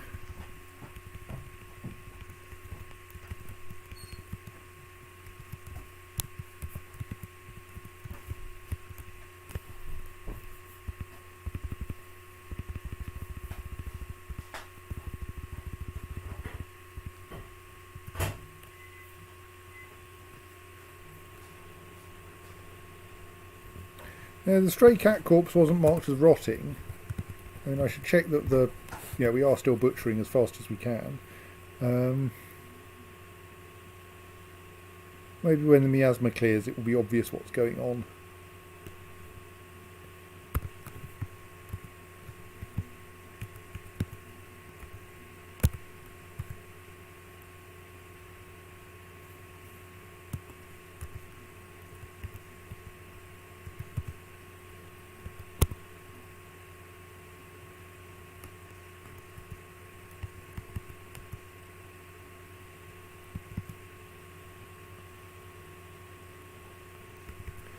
Really want to hold the military all the way up to the surface.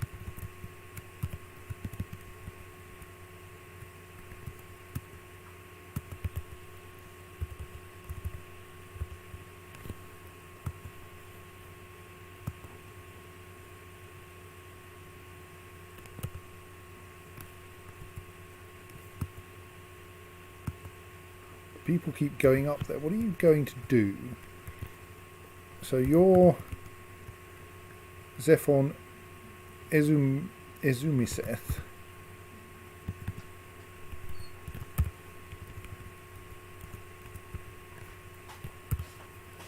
Right, and you're going to retrieve body parts for the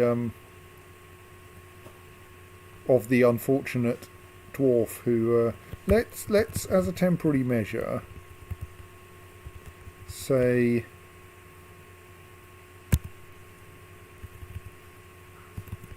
I'm sure you would like to make sure that all of his teeth and his nose are properly buried, but let's just save that until they're not all being guarded by coyotes.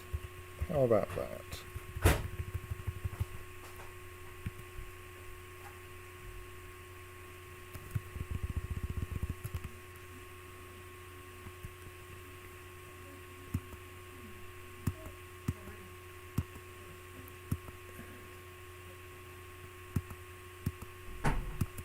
Admittedly, the coyotes look like they may actually be trying to come inside the fortress, which would be cause for slaughtering them.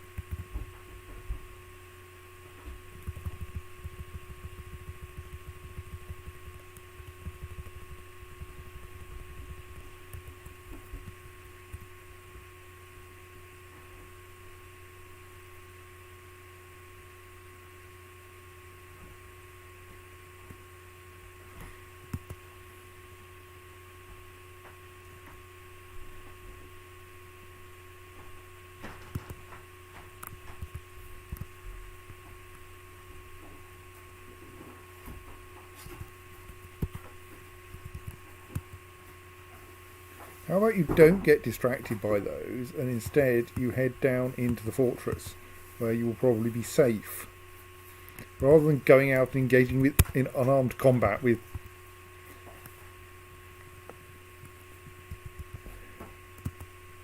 neighbouring wildlife.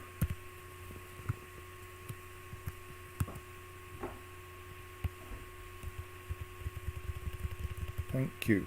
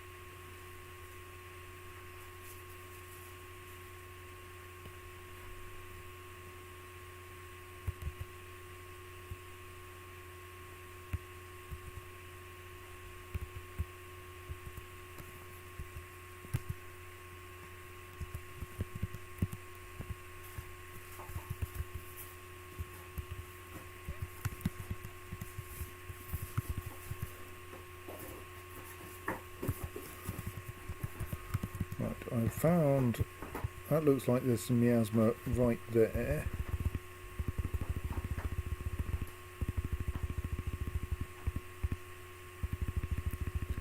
Do seem to have quite a lot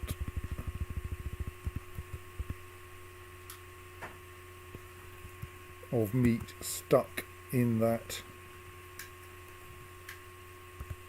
butcher's shop, for all that we are desperately attempting to convert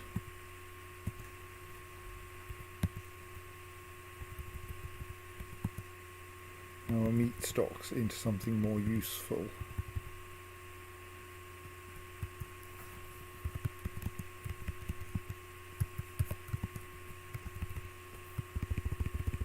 Let's go through this carefully. We've got far too many skulls and bones. We need to probably...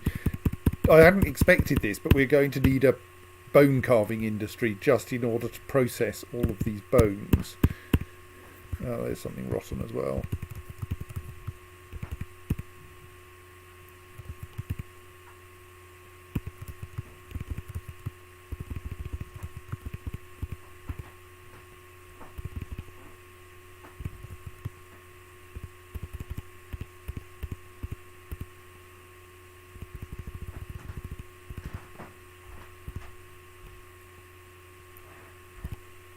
I mean, it's slightly sad that this stuff is all having to be scrapped, having to be disposed of before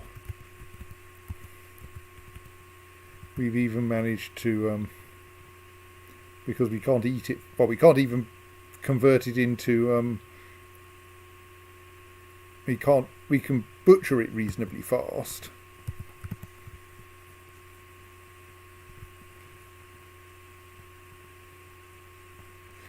Well, it's not so much that we need more butchers, it's that we need more butchers' shops. Which is probably worth trying to achieve. I've now got a new still, so let's demolish this still.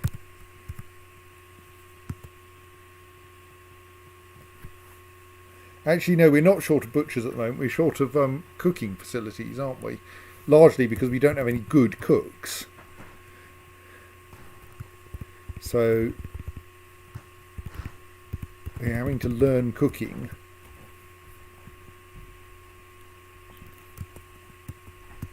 Possible we need more kitchens.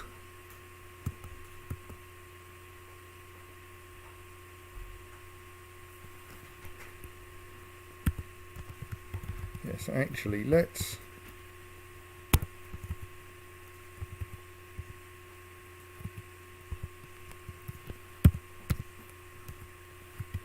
gratuitously build a second kitchen.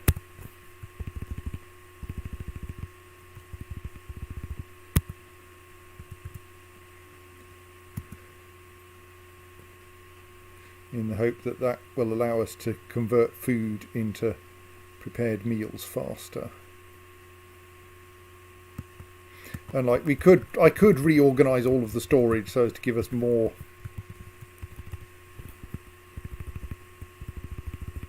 space to store things.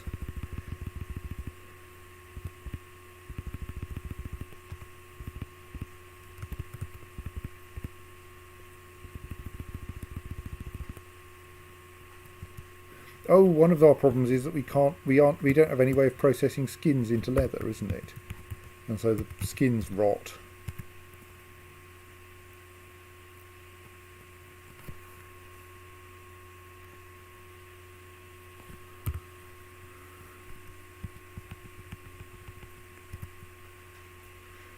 So the fact that no one is currently working on constructing that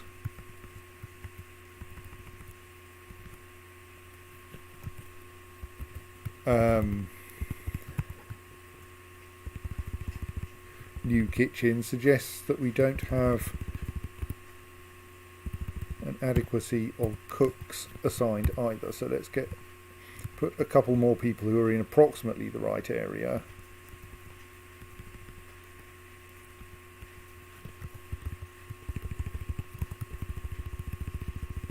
onto cooking duty, in the hope that that will now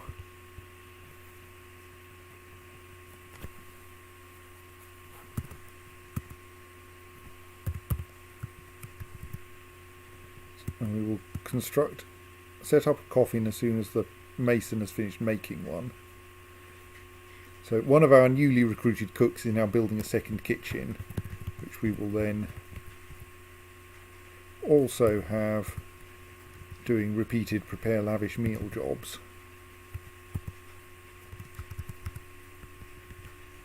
Let's continue my usual thing of checking whether we have any new kinds of tallow that I need to forbid from cooking.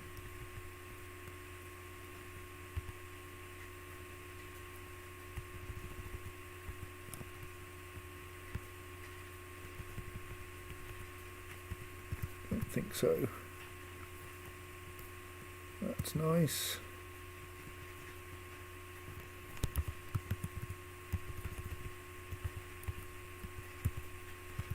Okay, the stray cat corpse never got round to being butchered.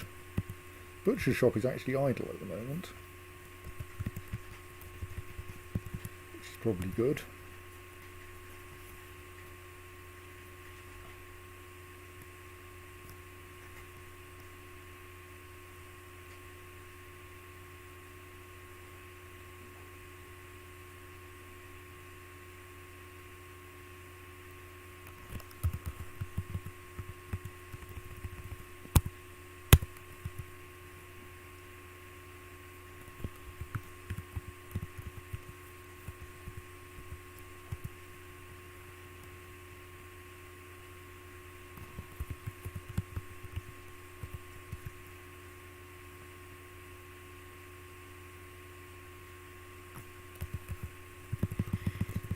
We now have a spare coffin.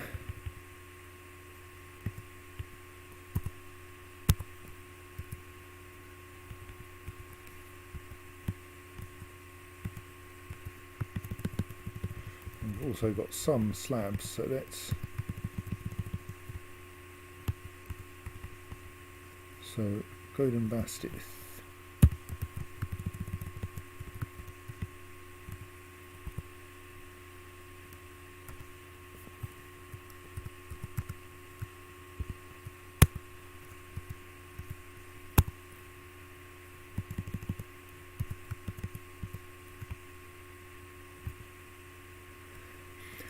As I do this,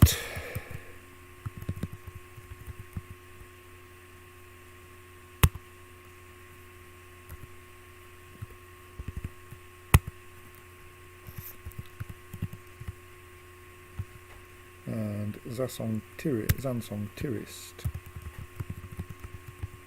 all have memorials available, so we can install them. Actually, everyone should have their graves the same way around.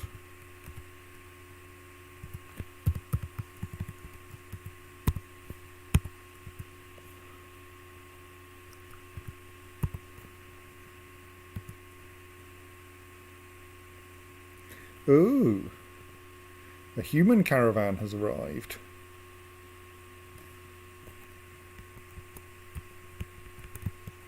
Somewhere. There it is.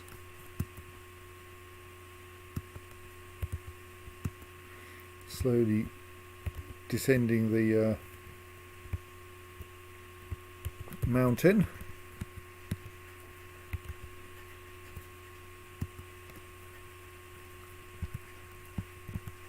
They should have brought some... They've brought a couple of pikemen with them, so they should be capable of fending off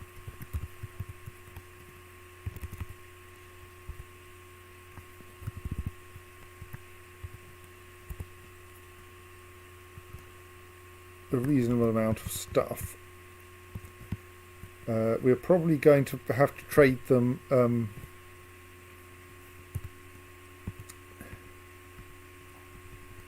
some food because we have so much excess food.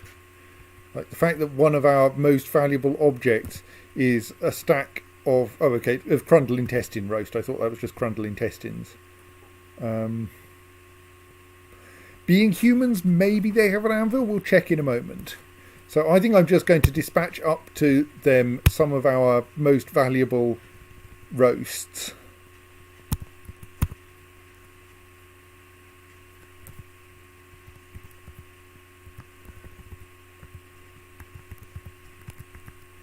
I mean, they're humans, so they won't have any really good weaponry, but they'll have good enough stuff for our purposes, I expect.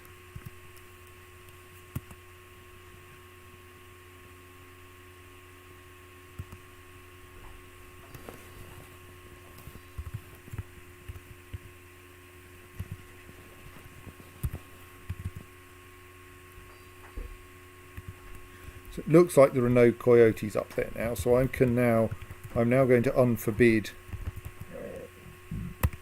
the various bits of the unfortunate scholar who met the coyotes on his way out.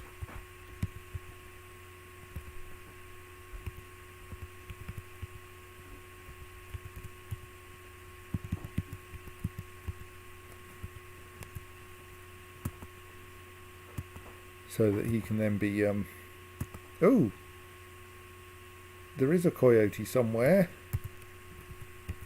Halfway up the stairs, apparently.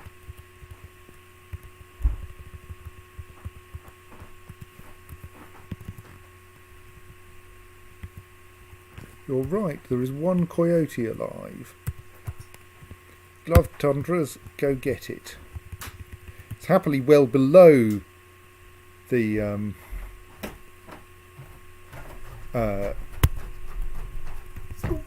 fortress, well below the trade depot, so all being well, the military will get to it before it gets to the traders.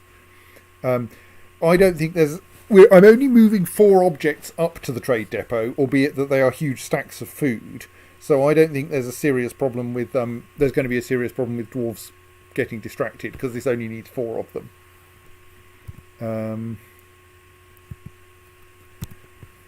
I mean, I should also, I suppose...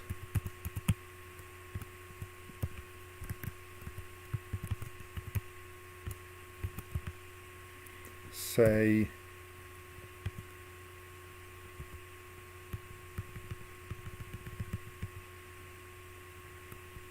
move that finished goods bin, even though it contains almost nothing at the moment, because our crafting is still not actually happening.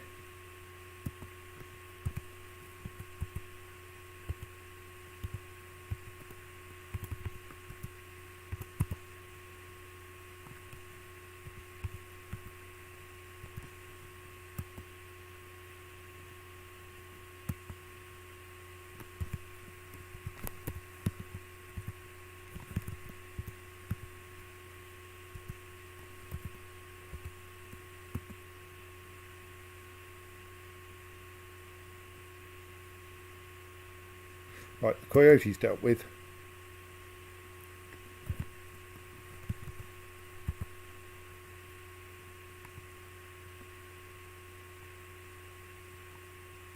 Basically, someone stabbed it so hard in the head that its head fell off.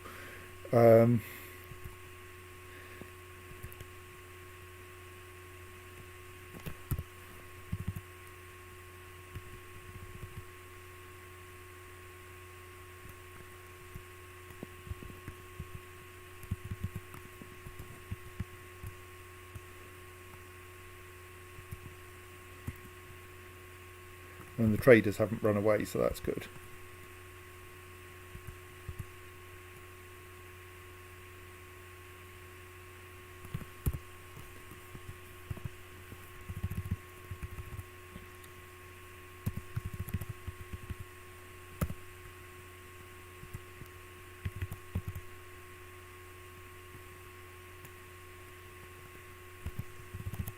So now I've arranged that we have a memorial to each. So there's Carol God and Bastith's coffin, and there's a memorial to them which tells us what they died of. Slain by the helmet snake Totem Twinkles. Tome Twinkles.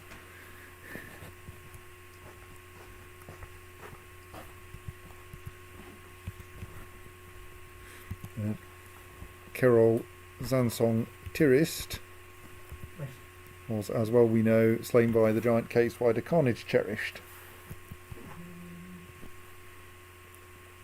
which is like a rather more plausible name for someone that managed to successfully kill one of my nice dwarves.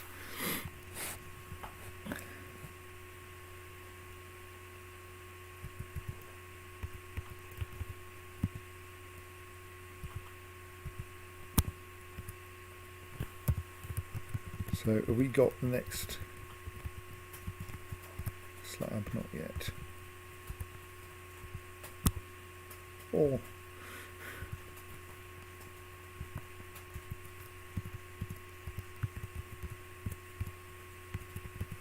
Right, so we have a decent amount of stuff up here. I should probably not actually sell an artifact, though I could. So what is there that they've got that we might want, if anything? They've got some wood. We'll have your wood. I'm going to assume that the ash there is ash wood and not ash made by burning wood. But, like, we'll have some of that too.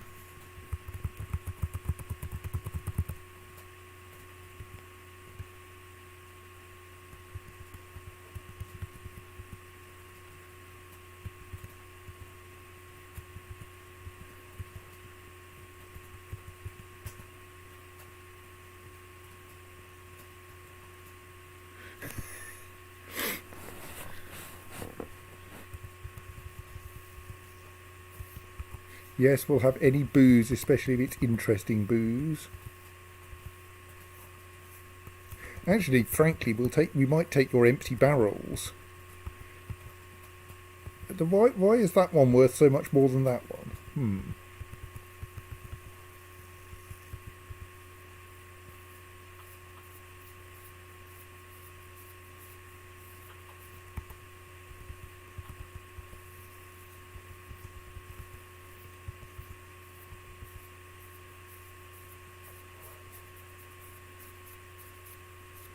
Also, why are you making things out of such weird materials?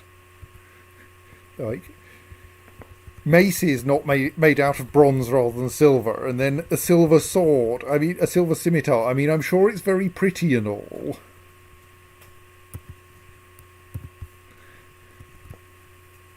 But it's not actually much good for killing things with. Of course, all their armour is going to be much too big for dwarves.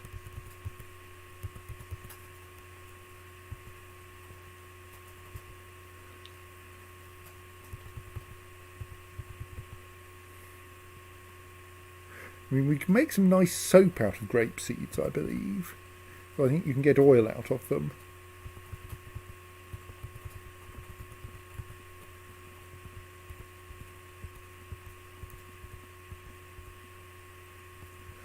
Anvils!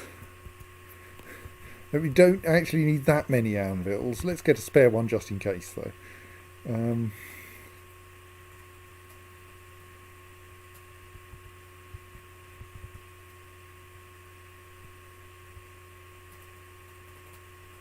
Kind of tempting to get some crossbow bolts as well. Expensive though they are, to keep our hunters supplied, because the hunters seem to be having fun.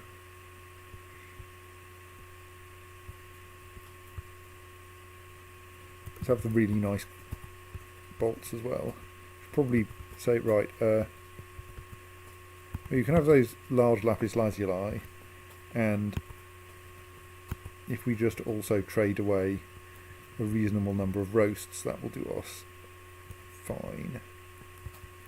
We do not need meat. Really.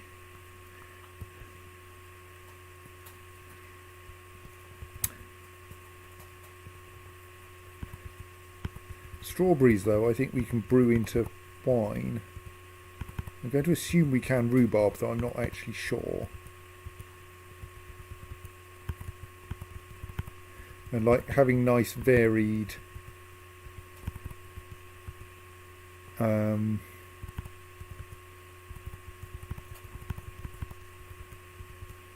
booze is good for dwarves.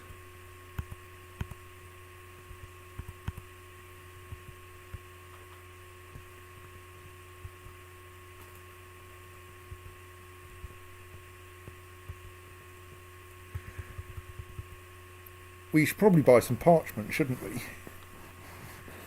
Because then we could actually start making books.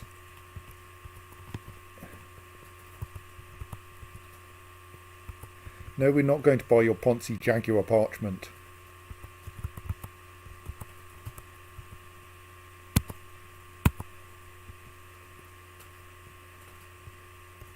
I presume that that you get more that a unit of cranberries is not one cranberry.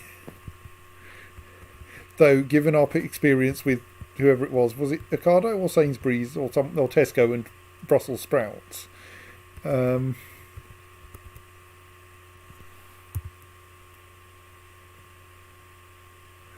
Like, I think it looks like it's more like.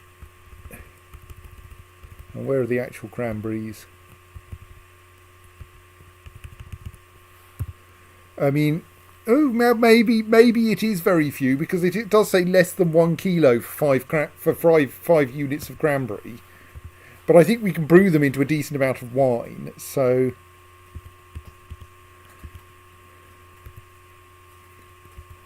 I was just spotting cod liver and thinking we should be able to get cod liver oil and turn it into soap, but I don't think we can.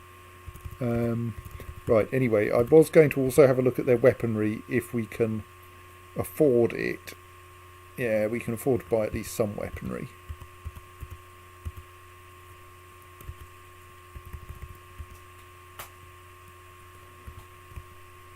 We should probably just make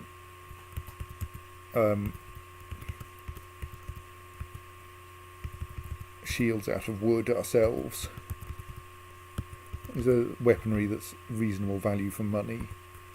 Bronze mace is probably alright. Nice cheap copper morning star.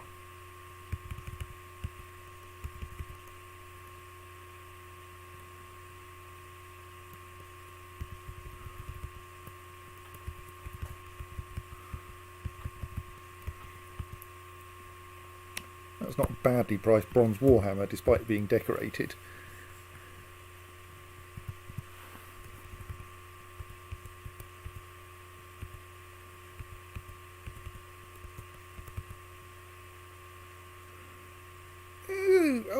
Maybe that iron short sword is worth having. Can we afford it? Yeah, I think the traders are going to be a bit limited in whether we can get the traders to take much more, give us much more. We'll try for the iron short sword, but that's looking a bit brave.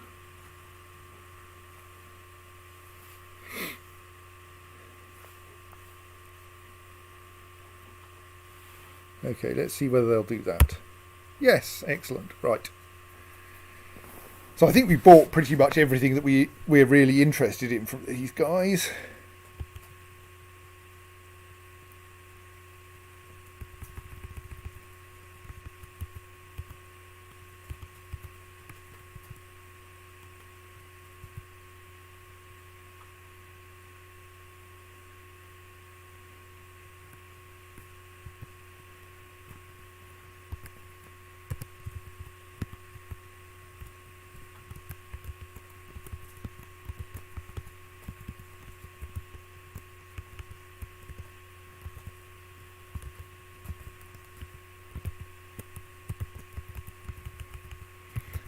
Now slightly confused by why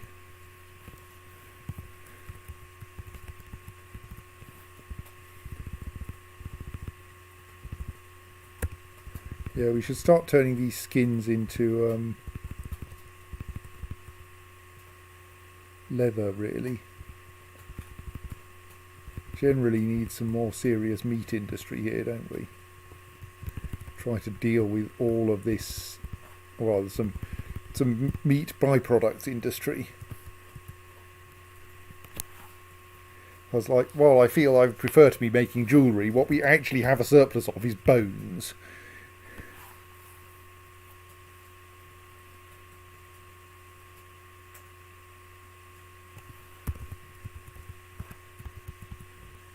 Meat and meat byproducts.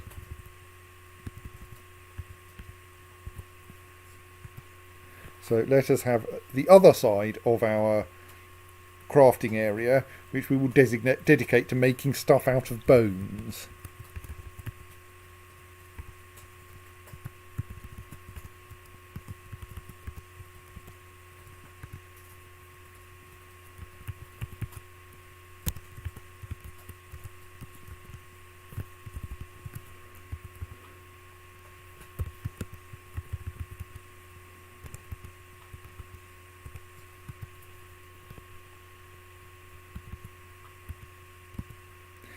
Yes, we will probably end up buying things um, with bone crafts, but I want to make jewellery out of silver. On which subject we can at least now construct a forge.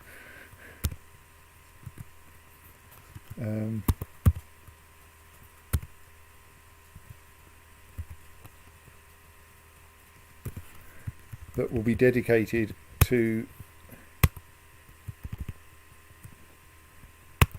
the production of silver jewellery.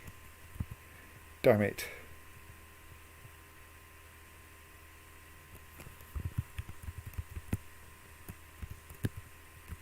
That lot should all be being buried.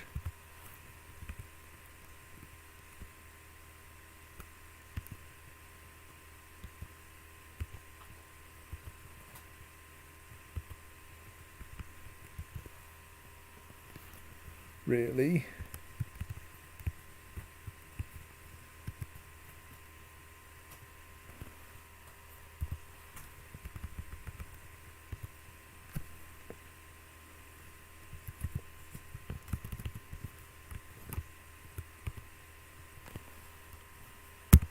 You can release the trader from the trade depot.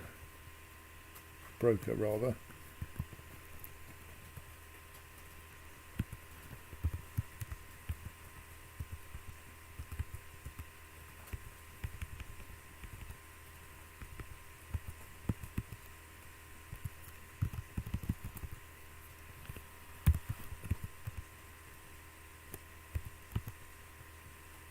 So that coffin currently just appears to contain 2 teeth, and not like the actual corpse of the person who's meant to be in it.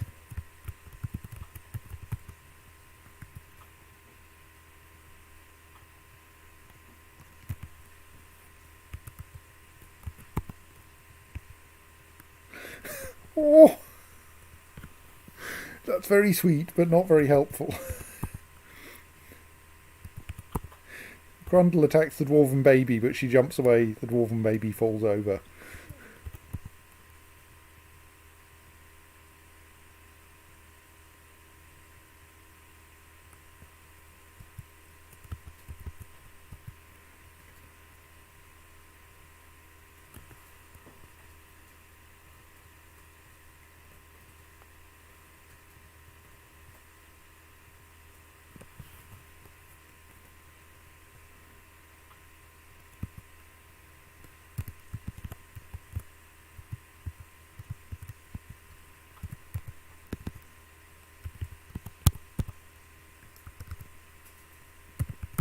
Do not put booze into dinner. Do not cook anything that we can brew. It turns out we can't make rhubarb wine.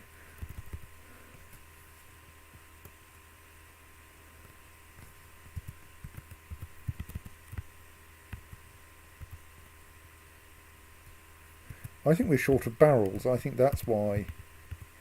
Maybe I should have bought some more barrels from the guys upstairs. But I still can.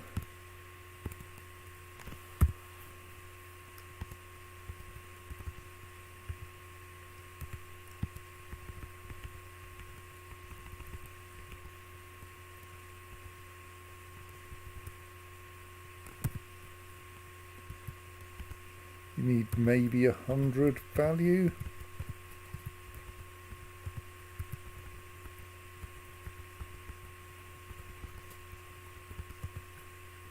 Suppose we can trade roasts in like single quantities as necessary, can't we? So it's perfectly sensible to just haul a big stack of Grundle meat roasts up here temporarily, because then I can buy all the barrels off them.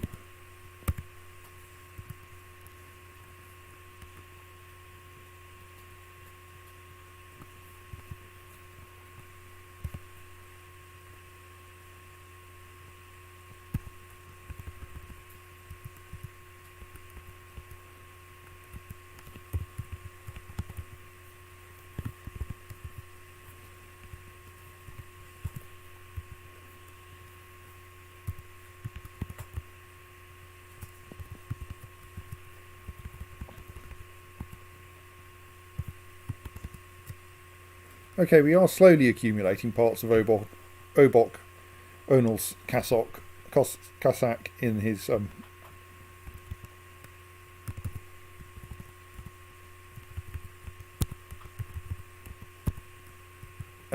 coffin, so that's nice.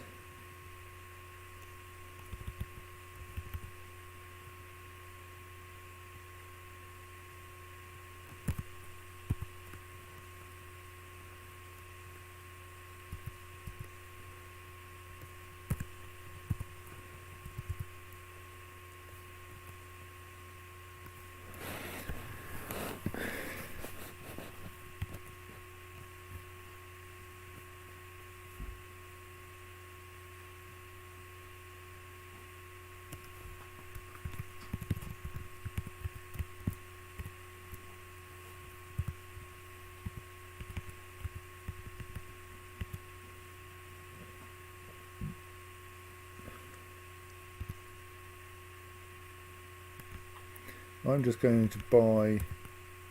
Oh, right, while it says oaken barrel, it's actually an oaken barrel full of frozen seahorse blood. Can I empty these, I wonder?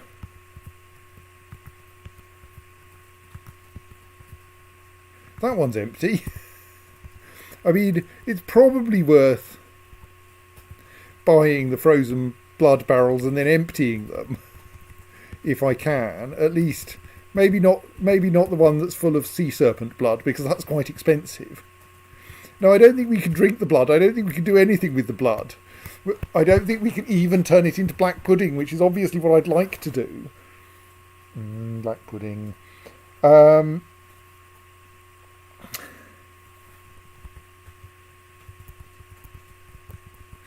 let's try buying these barrels full of blood and seeing if we can empty them at least. So that's total value of 110. So we probably want to trade like about a quarter of these. That's probably a bit stingy. And that's how that works, is it?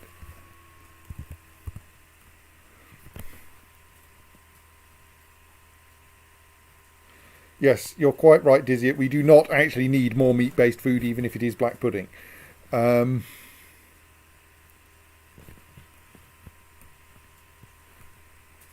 still, we will totally take your barrels off your hands and then dump the blood that's currently in them. Right.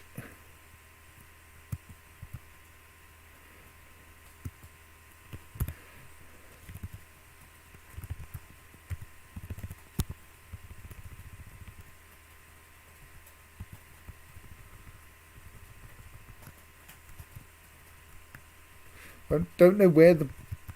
Maybe I just know... Maybe those barrels will get moved somewhere and then I can find them and...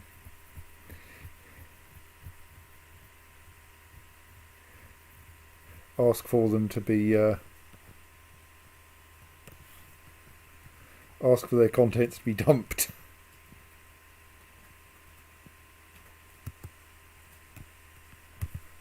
Actually, they should be pretty much the only barrels here, shouldn't they?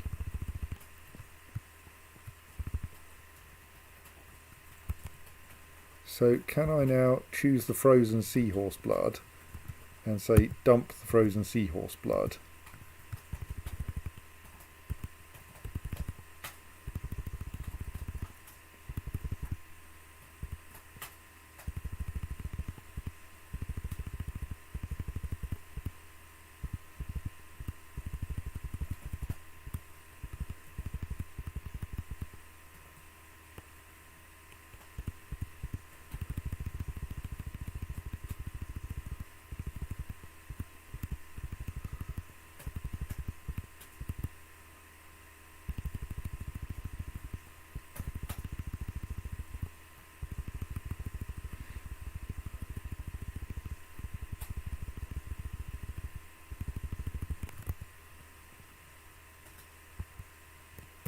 And the frozen kangaroo milk.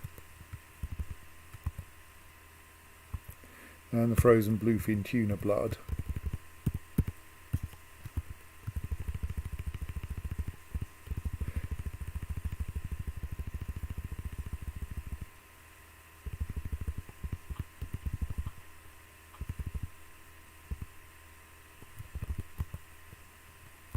and the frozen mackerel blood.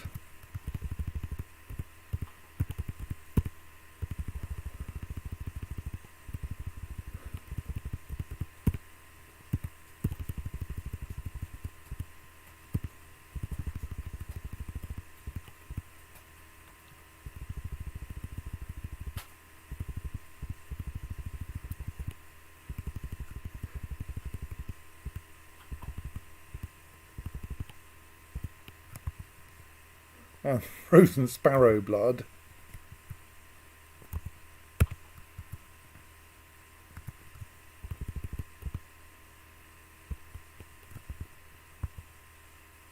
And that one was empty anyway. Right. So that might help. That might cause them to correctly dump all of the blood out of those things.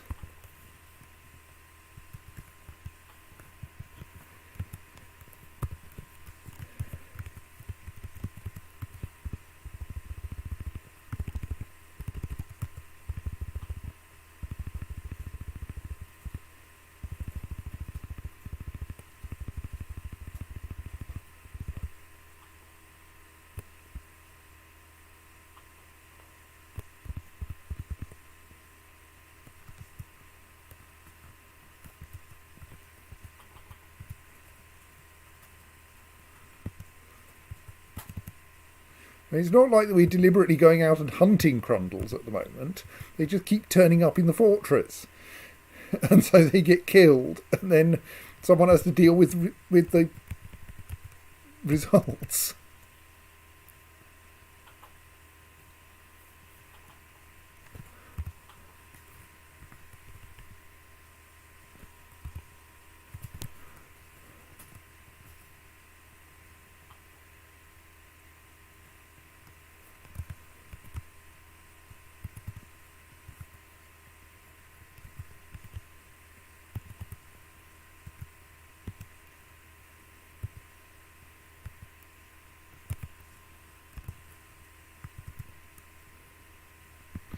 Right, we have at least got another memorial ready.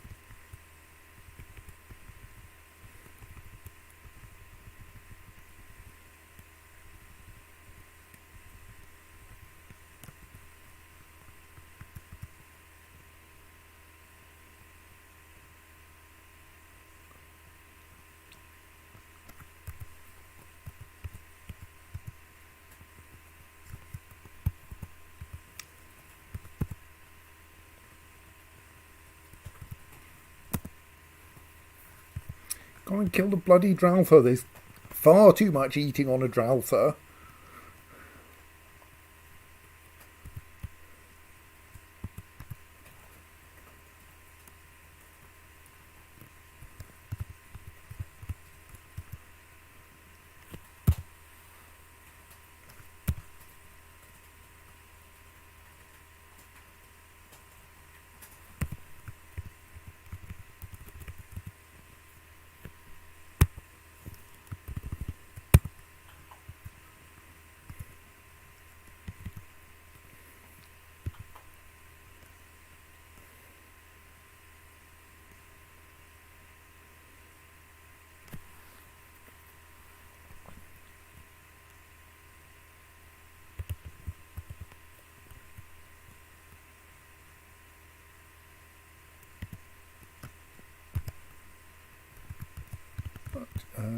That Craft Force workshop should be set to work.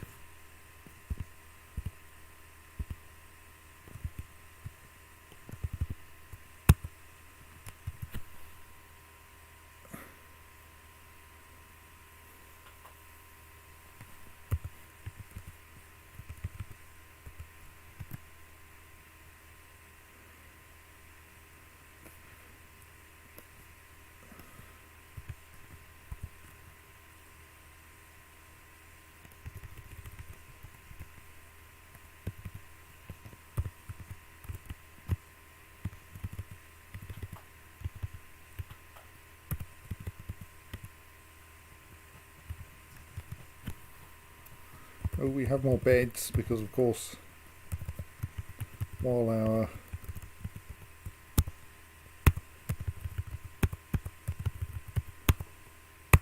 actually, what I'm going to do is dedicate a bedroom as like a dormitory for anyone who doesn't have a bedroom.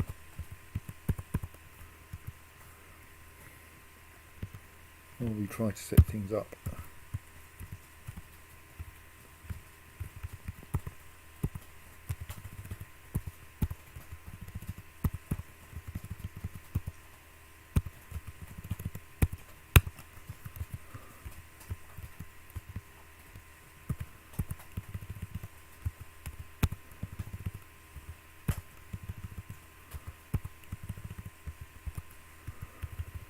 Right.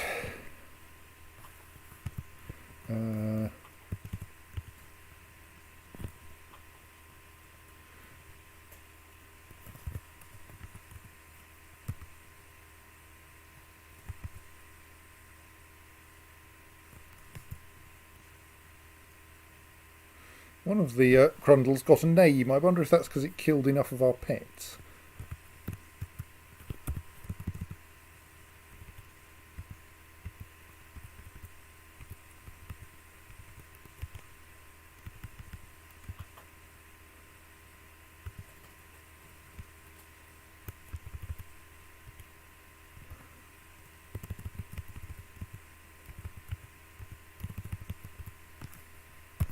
So we have now Rith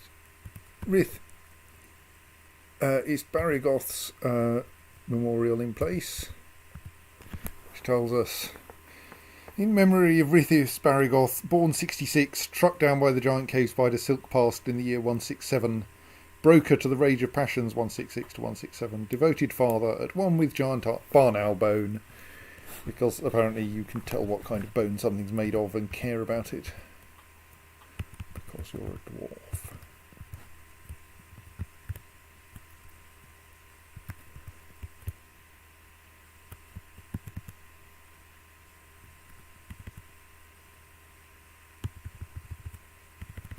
So that finished goods stockpile should be adjusted so that it also takes, I think it, hang on, what's it set to, is it?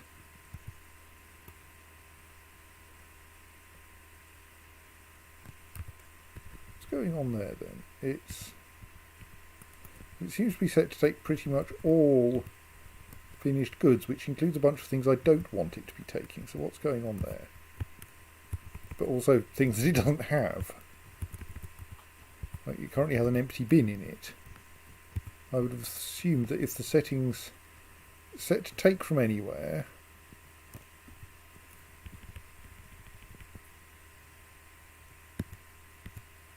but like everything's turned on. Oh well, let's try to configure this actually how I want it configured, which is that it should contain useless stuff. Figurines and amulets and sceptres and crowns and rings and earrings and bracelets and totems. Things that we can make out of things that are not actually useful, but that we can encrust with gems and sell.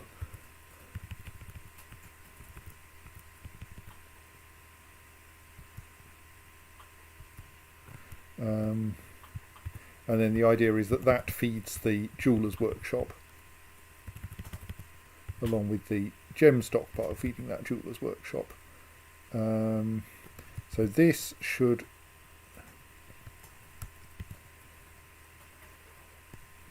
not take general work orders.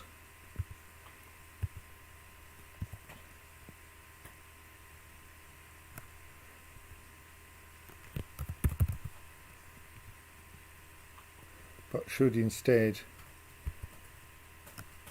be set up to make bone crafts whenever we have a lot of bone kicking around, and to make totems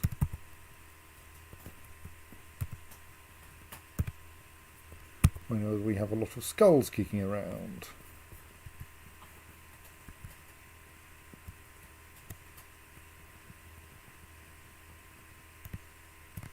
This, meanwhile, should have a perpetual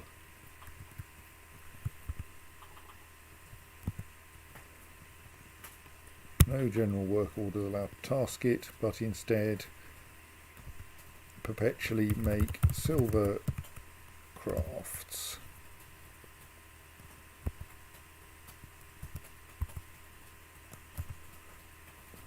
As long as we have silver? Yes, I think so now.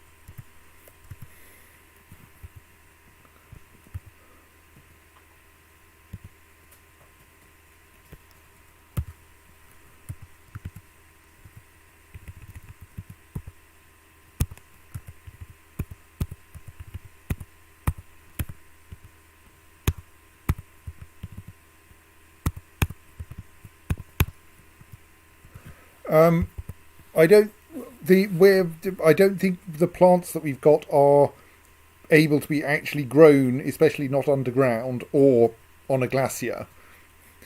So essentially, the point of the plants is that we can brew them into booze in order to get some more varied booze.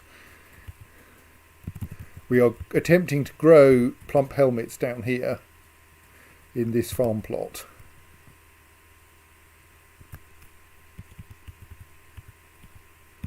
And to be fair, this appears to be being vaguely successful. Right, we now have someone engaged in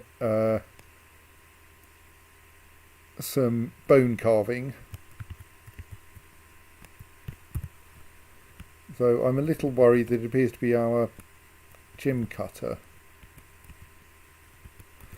I think we might want to save them for, like, jewellery. So I'm going to take them off other kinds of crafting, unless they're really good at it.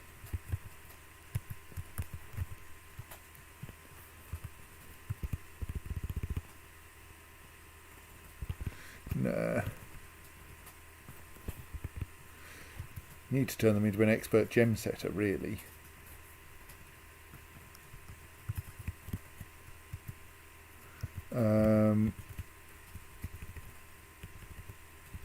And instead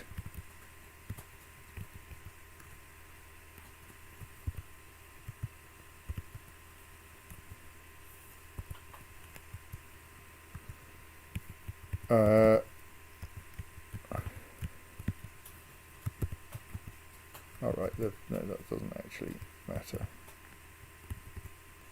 No, but it's got the supply thing, so I should do that. Right,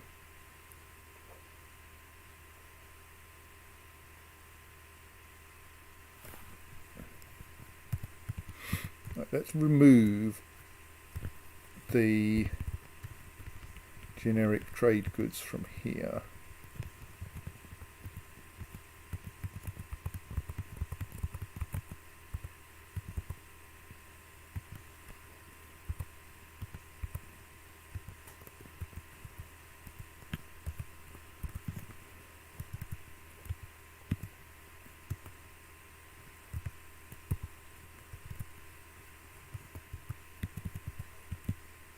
Oops, I should release the broker.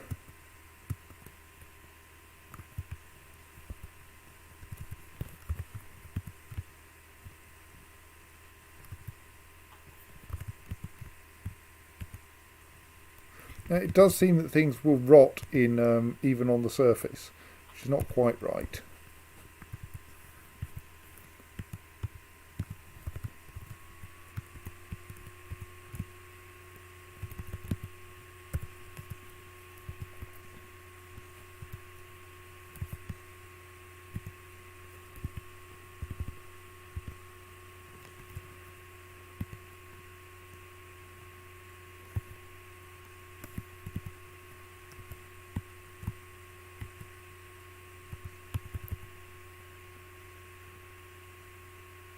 I think I may need to tune these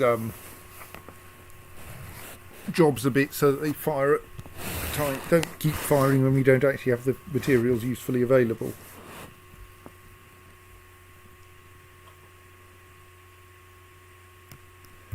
Yes, I don't think Dwarf Fortress models where the sunlight comes from.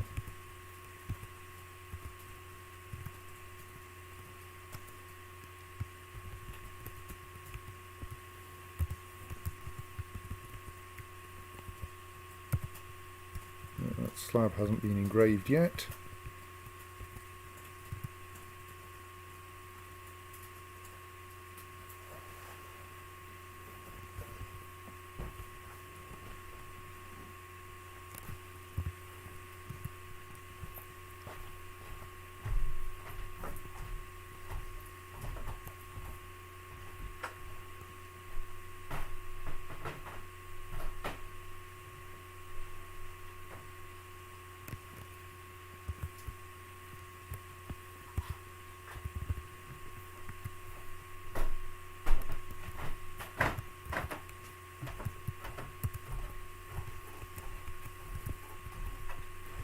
If you are going to go mucking around up there,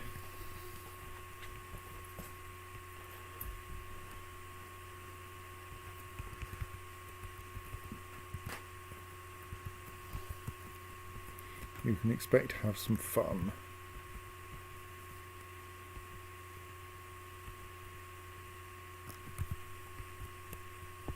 Right, so we have now produced a finely crafted silver ring, a less finely crafted silver ring, and a superior quality silver crown, which are moderately terrifyingly valuable.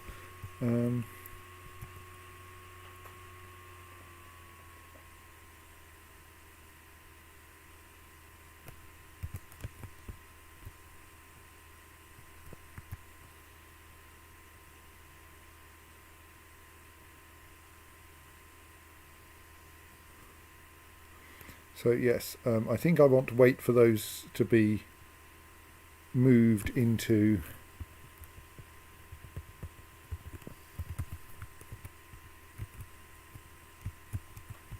their correct locations.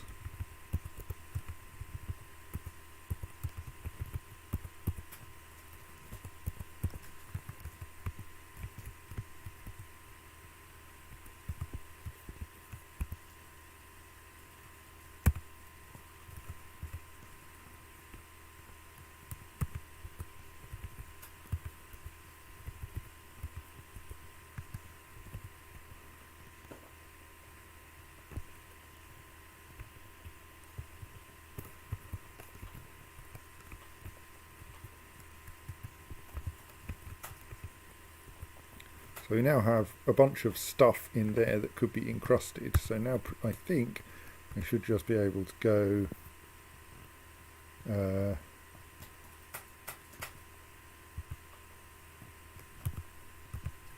repeatedly encrust finished goods with lapis lazuli while you learn how to encrust. And our jeweller, here they come, should pick up some gems, pick up some finished goods, and set to encrusting.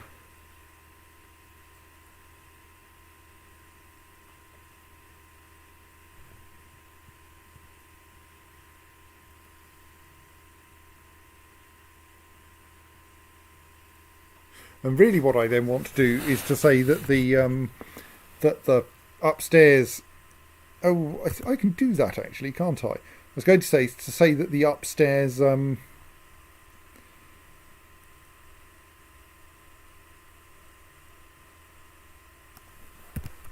stockpile should only take things that are encrusted with jewels, but I can do that.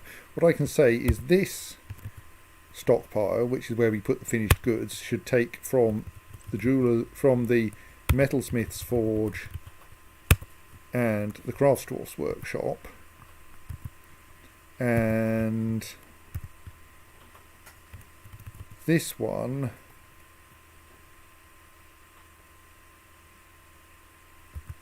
should take from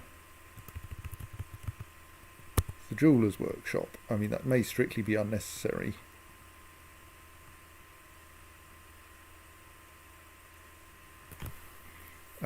Actually, in that case, we could also say don't take from stockpile 7 and don't only take from the jeweller's workshop.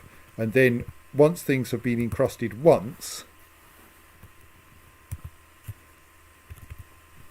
like that, it's only marginally more valuable because lapis lazuli is not worth very much, and our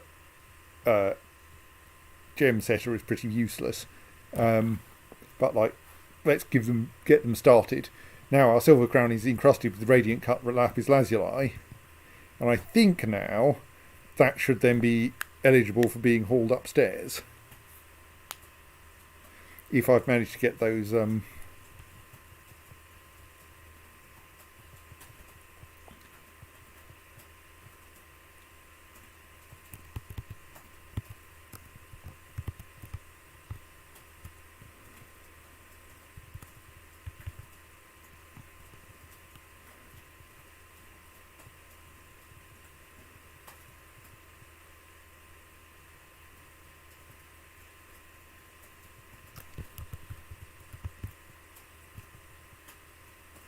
no, what? Silver crown seems to have emerged from the workshop in an unhelpful fashion.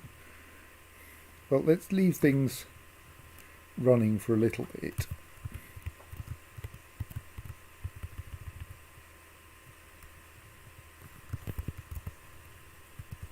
So I think that ring is about to be taken in the right direction. Yes. Here goes someone with carrying an encrusted silver ring. And like, it's slightly silly that it's being taken up one item at a time, but as things accumulate in the workshop, they'll be taken up slightly more sensible frequencies. But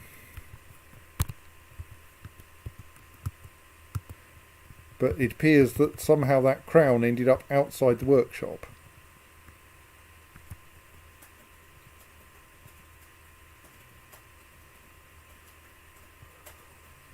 Not more migrants.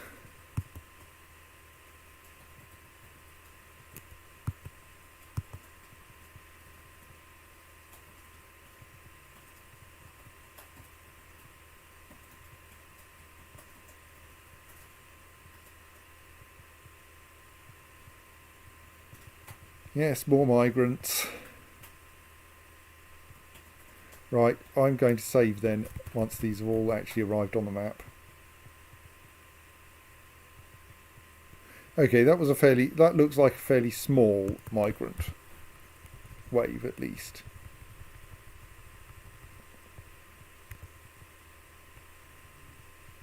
Only 8 adults. Maybe I don't need to save just yet. So we have the weird thing of that. Oh, maybe that item managed to get sent in the right direction.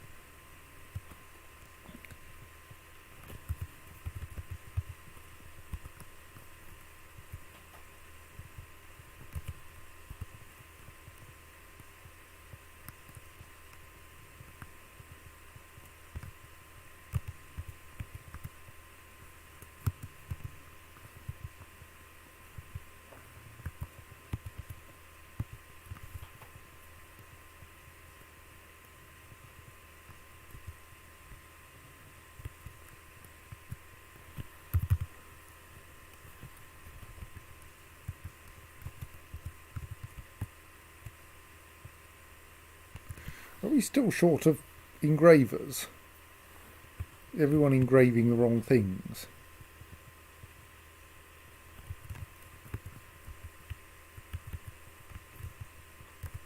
Let's temporarily suspend that engraving job so that other jobs can get done.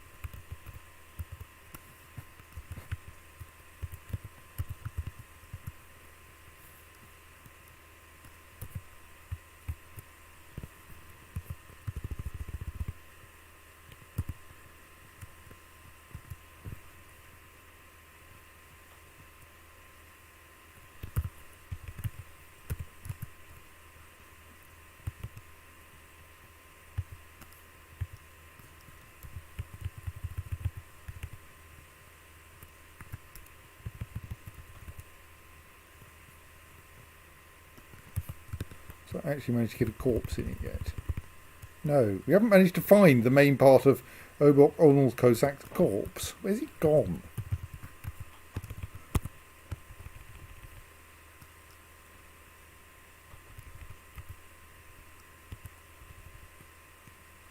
Alright, it's still forbidden for some reason. I thought I'd unforbidden it. Well, let's unforbid all of their stuff. Then that can get properly buried.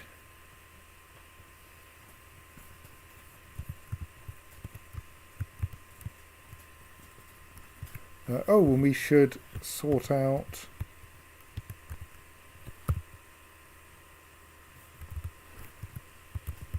Assuming we don't have one already. Somewhere for the library to store its parchment.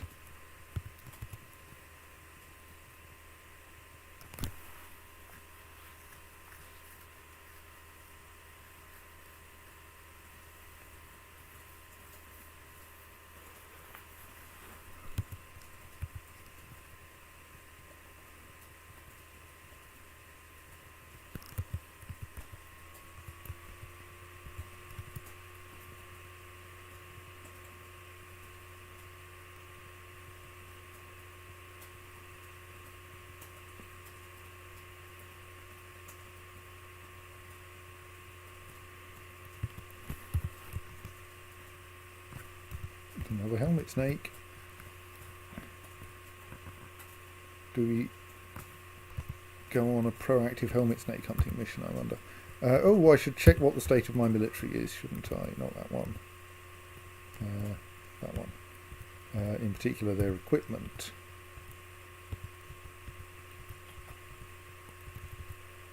I think I should adjust that uniform, actually. Uniforms. Metal armour. Change that to...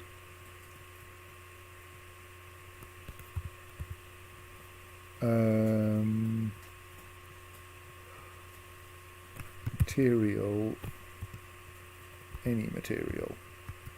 on the grounds that wooden shields work just as well, or work well, but they wear out faster and are lighter.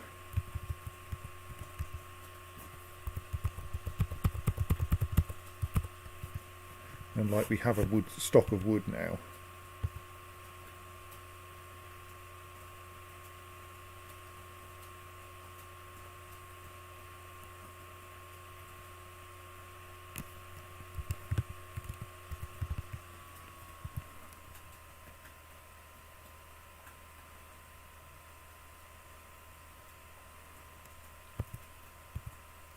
We are making empty food storage items.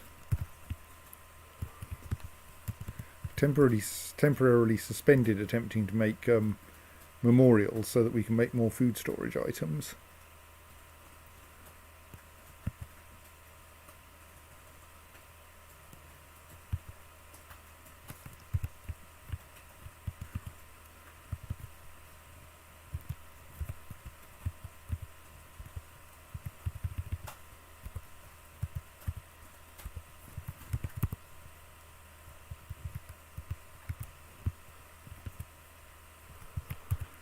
So what got cancelled there? Oh, lack of improvable finished goods items. What happened there then?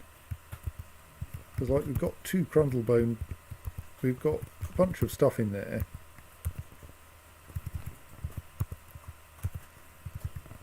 And while that sceptre has somehow ended up in the wrong place, which is probably not a serious problem.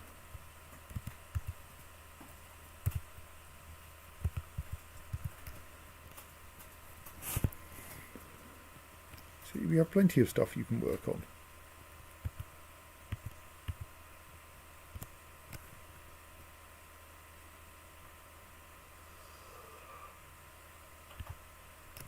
How much silver have we got in stock anyway?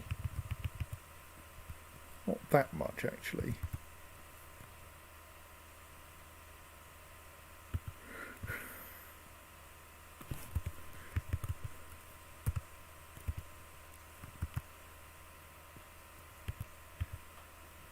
Yes, there probably is a potential railway, but right, he's now properly buried at least.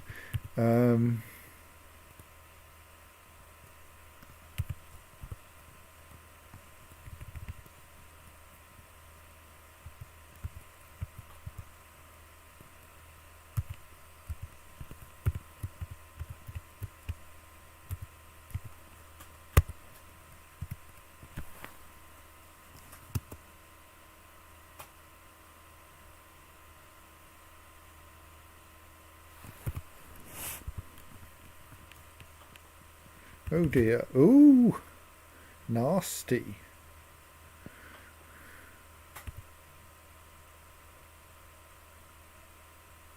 Well, we've sent someone out to deal with that great giant olm precisely because I thought it was going to be dangerous.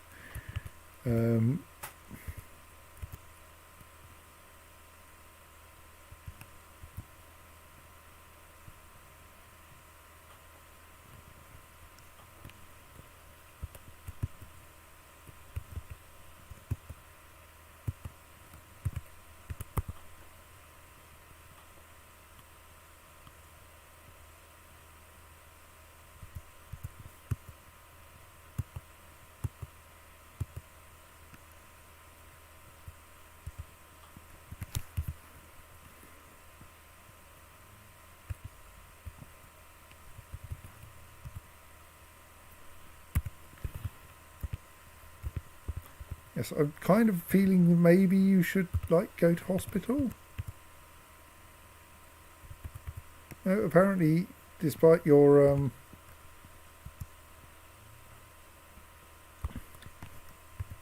recent injury,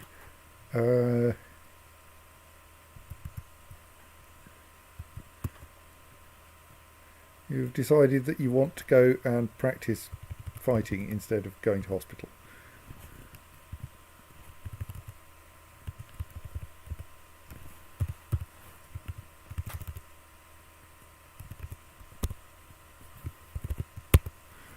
stick a diorite coffer into our library, which has a slight problem that it doesn't have any books left. Oh well.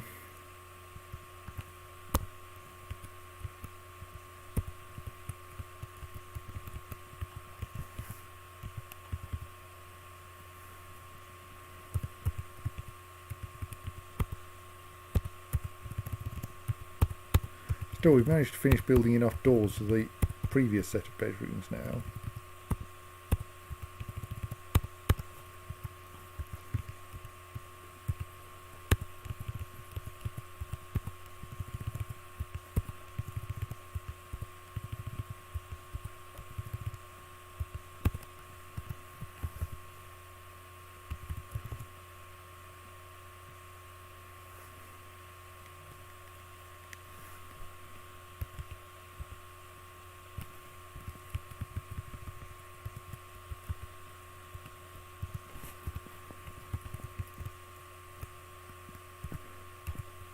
Well, I mean, our necromantic doctor, while injured, is apparently confident that they don't actually need any treatment.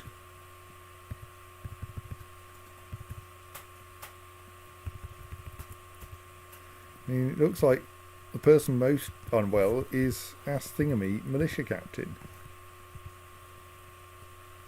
And that's because their lungs rotting.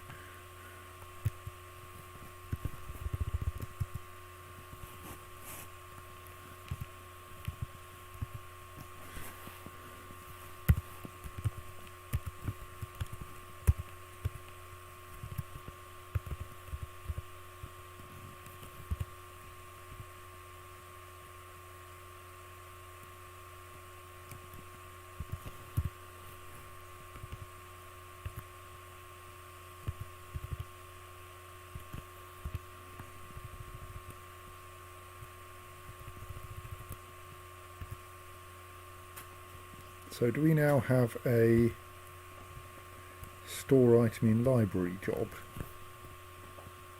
Oh no, because we probably need to make like a scroll roller.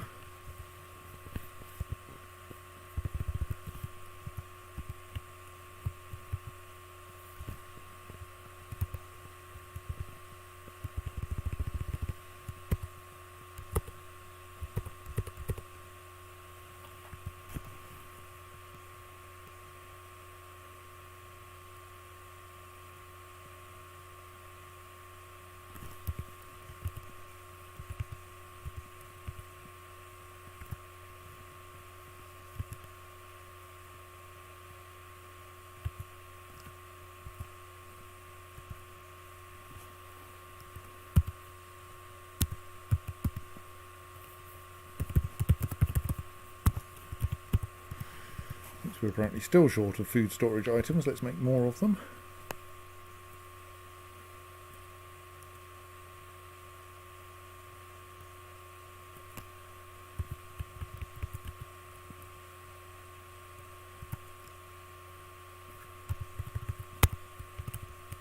So gem situation like got 47 cut lapis lazuli.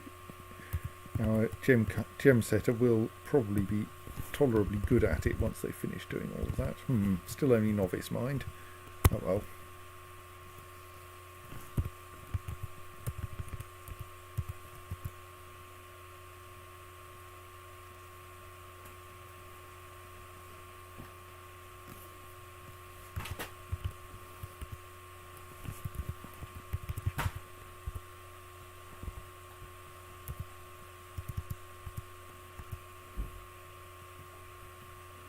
Okay, we are not producing things we can encrust with gems fast enough. Who wants to become a bone carver then, eh?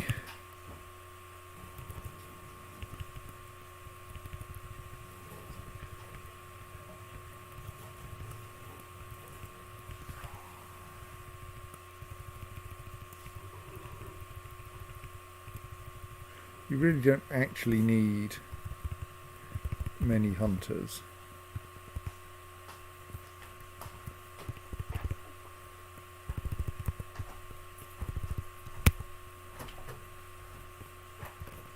I mean, I'm inclined to say actually we don't really want people hunting at all.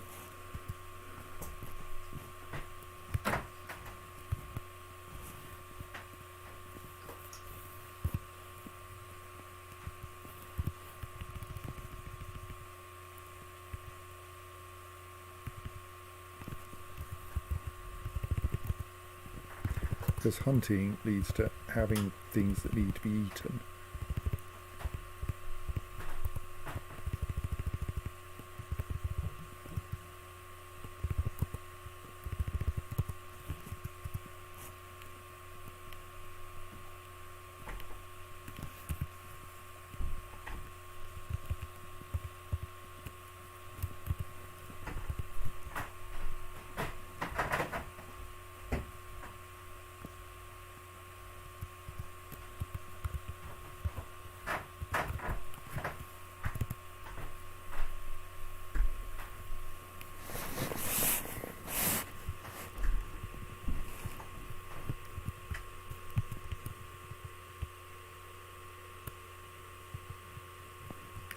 You still don't have anyone doing any bone carving. Who else should I assign to this then?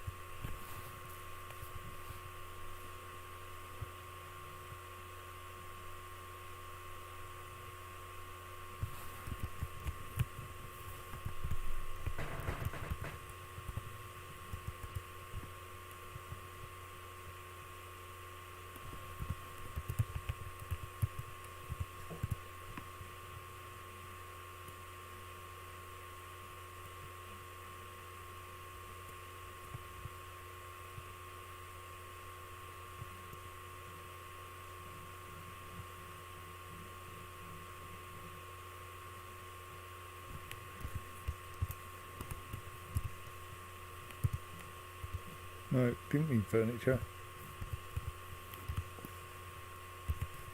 What?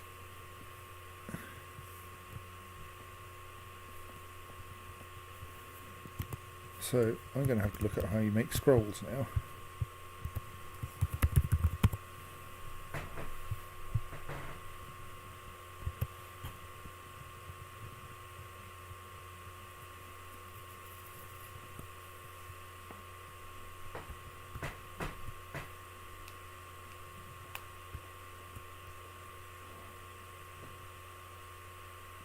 Right, a scroll is made from a single sheet and a scroll roller at a Craftsdwarf's workshop.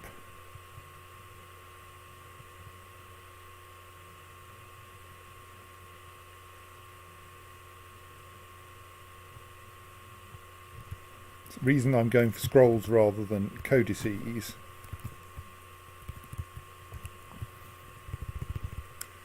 is... Okay, I think the scroll rollers are currently being shuffled around. Is because there are apparently weird features of how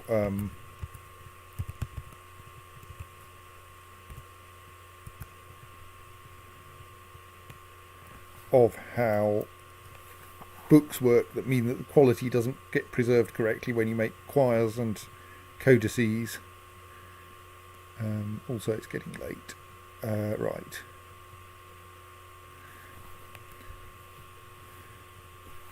I'd quite like to get the kind of, at least get ourselves a scroll though. Make scroll.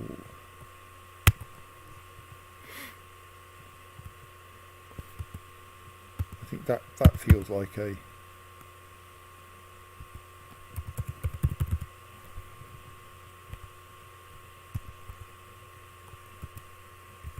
No. That's why I need to go to bed. Scroll 1 makes one scroll on condition that we have at least one suitable sheet and at least one suitable scroll roller in existence.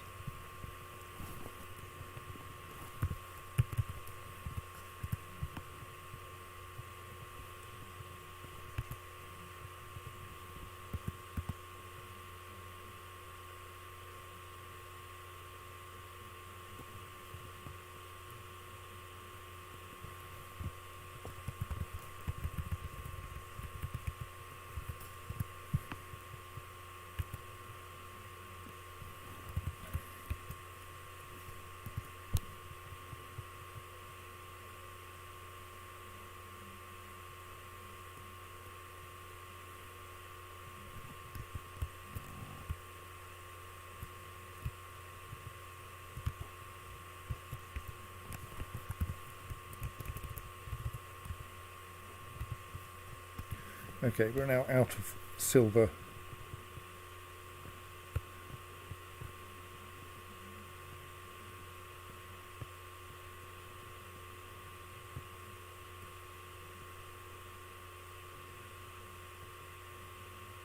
That's fine. We can make things out of bone for a while.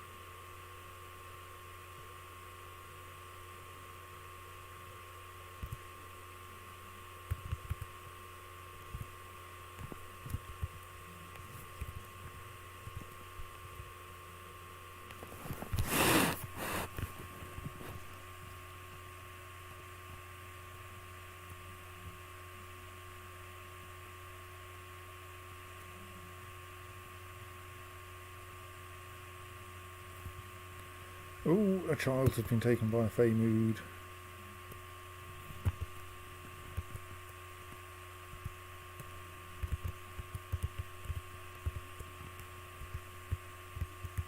And has claimed our bone carving workshop and is screaming about rocks and bones and yarn cloth.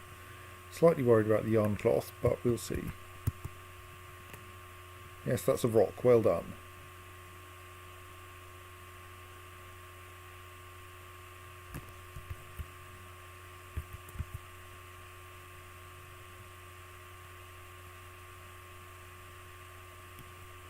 Okay, your requirement for yarn cloth may be a problem. Don't have much cloth. We keep having to use it to repair people. We own a loom.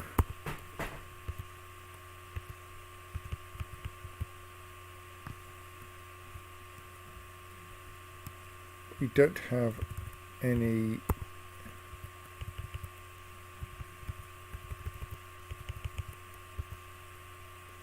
threads. Are yaks able to be shorn?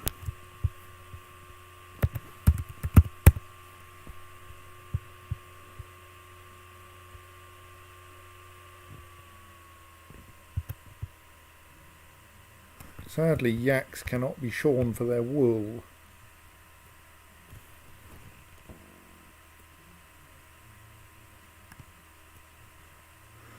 So we probably have to wait for the autumn caravan and hope for the best.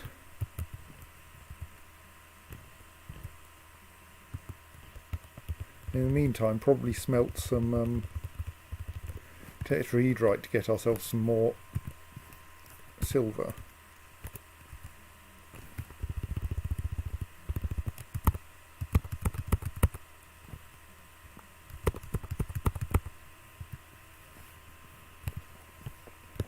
I mean, it might be that if we killed a troll, we would get enough wool off it.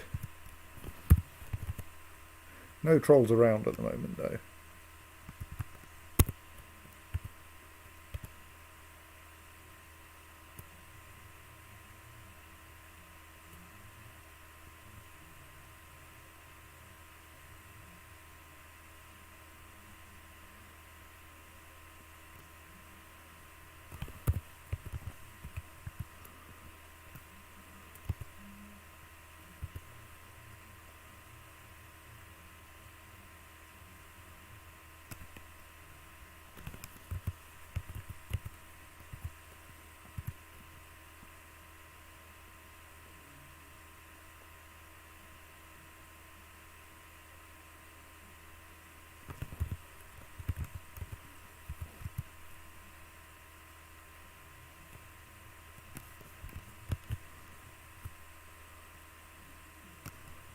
I think we have no bookbinders.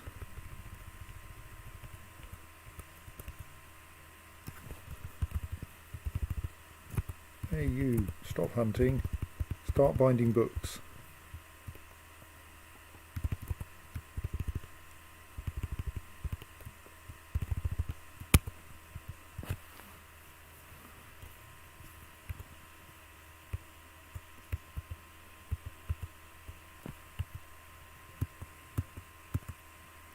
Also, we have an unhappy dwarf. What are you unhappy about?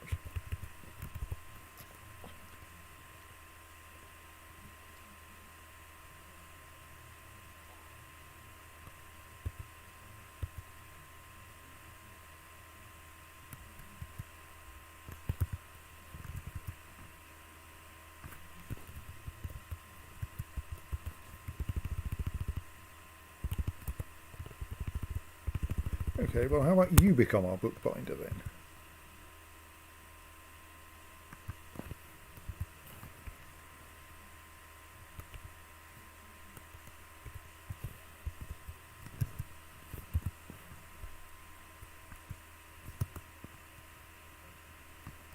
Yes, it is probably smooth time.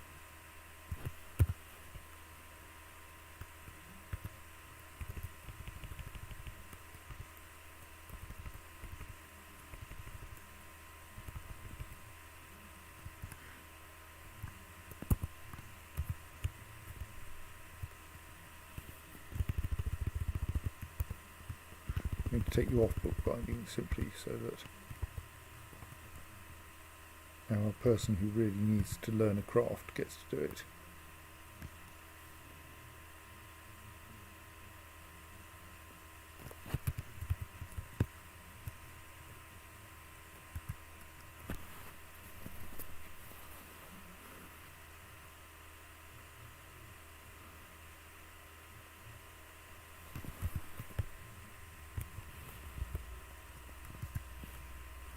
Okay, individual crundle arms can be butchered.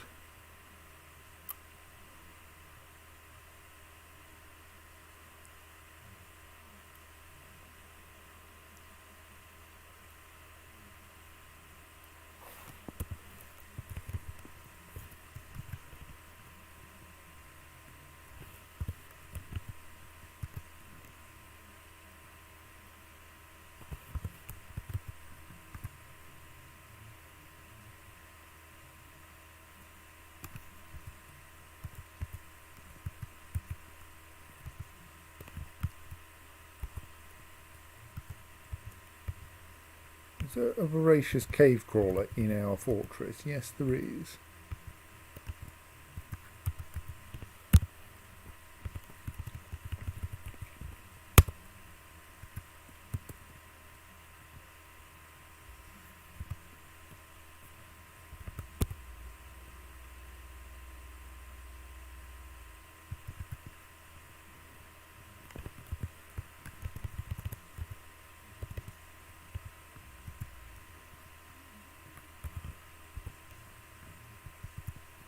Didn't last long.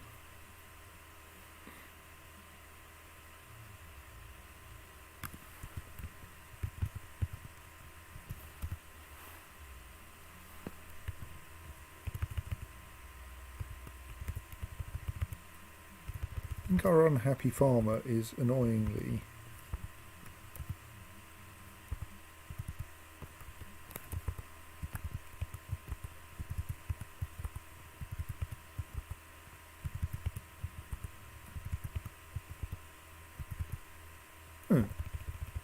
not seriously unhappy anymore.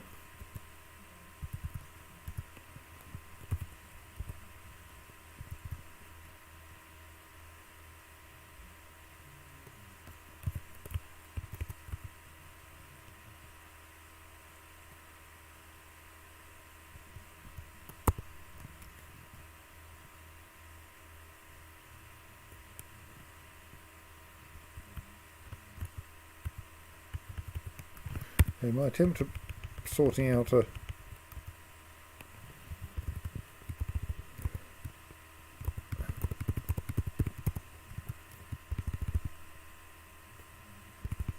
bookbinder has all fallen apart. Here, you try learning how to do bookbinding.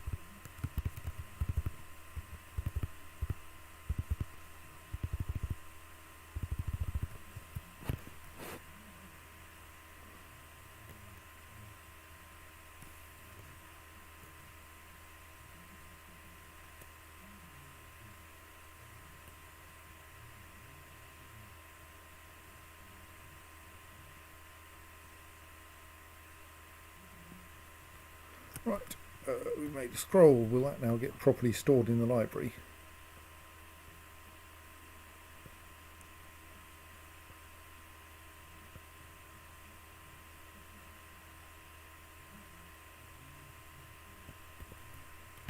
Right, we've actually, our consumption of wood, of charcoal particularly, has reached the point where we've actually run out.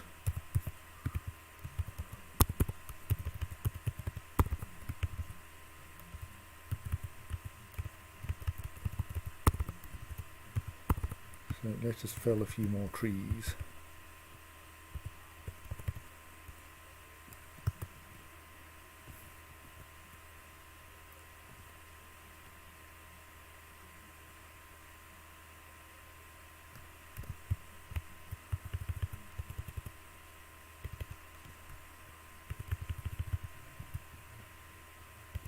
Yes, we are doing underground forestry a little bit.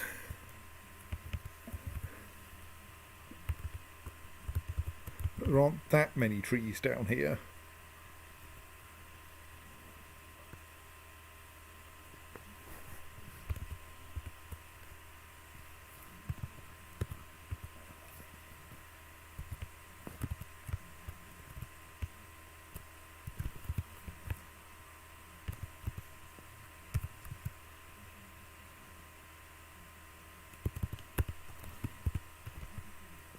Right, the tin library now has something that can be used, can have things written on it.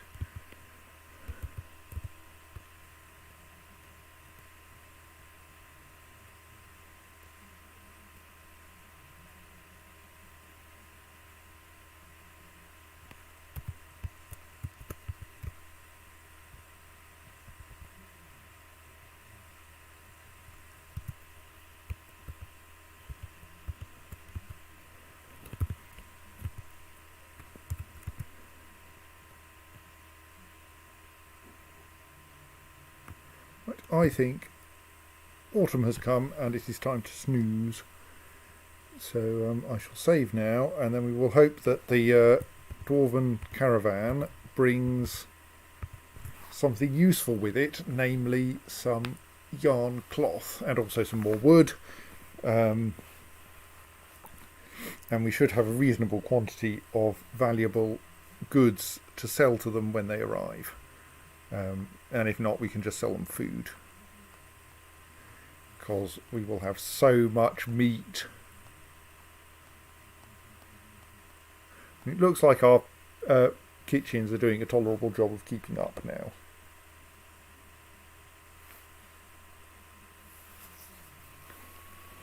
So, like, some corpses rot before we even get to them, but we don't actually seem to have a problem of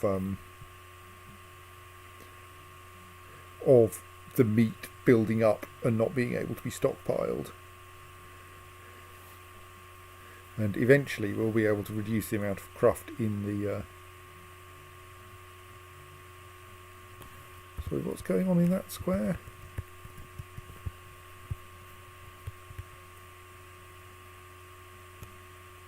Alright, there's a doorway there, but someone's dumped a cap and a large claro opal in it for no obvious reason. Right, that's fine then.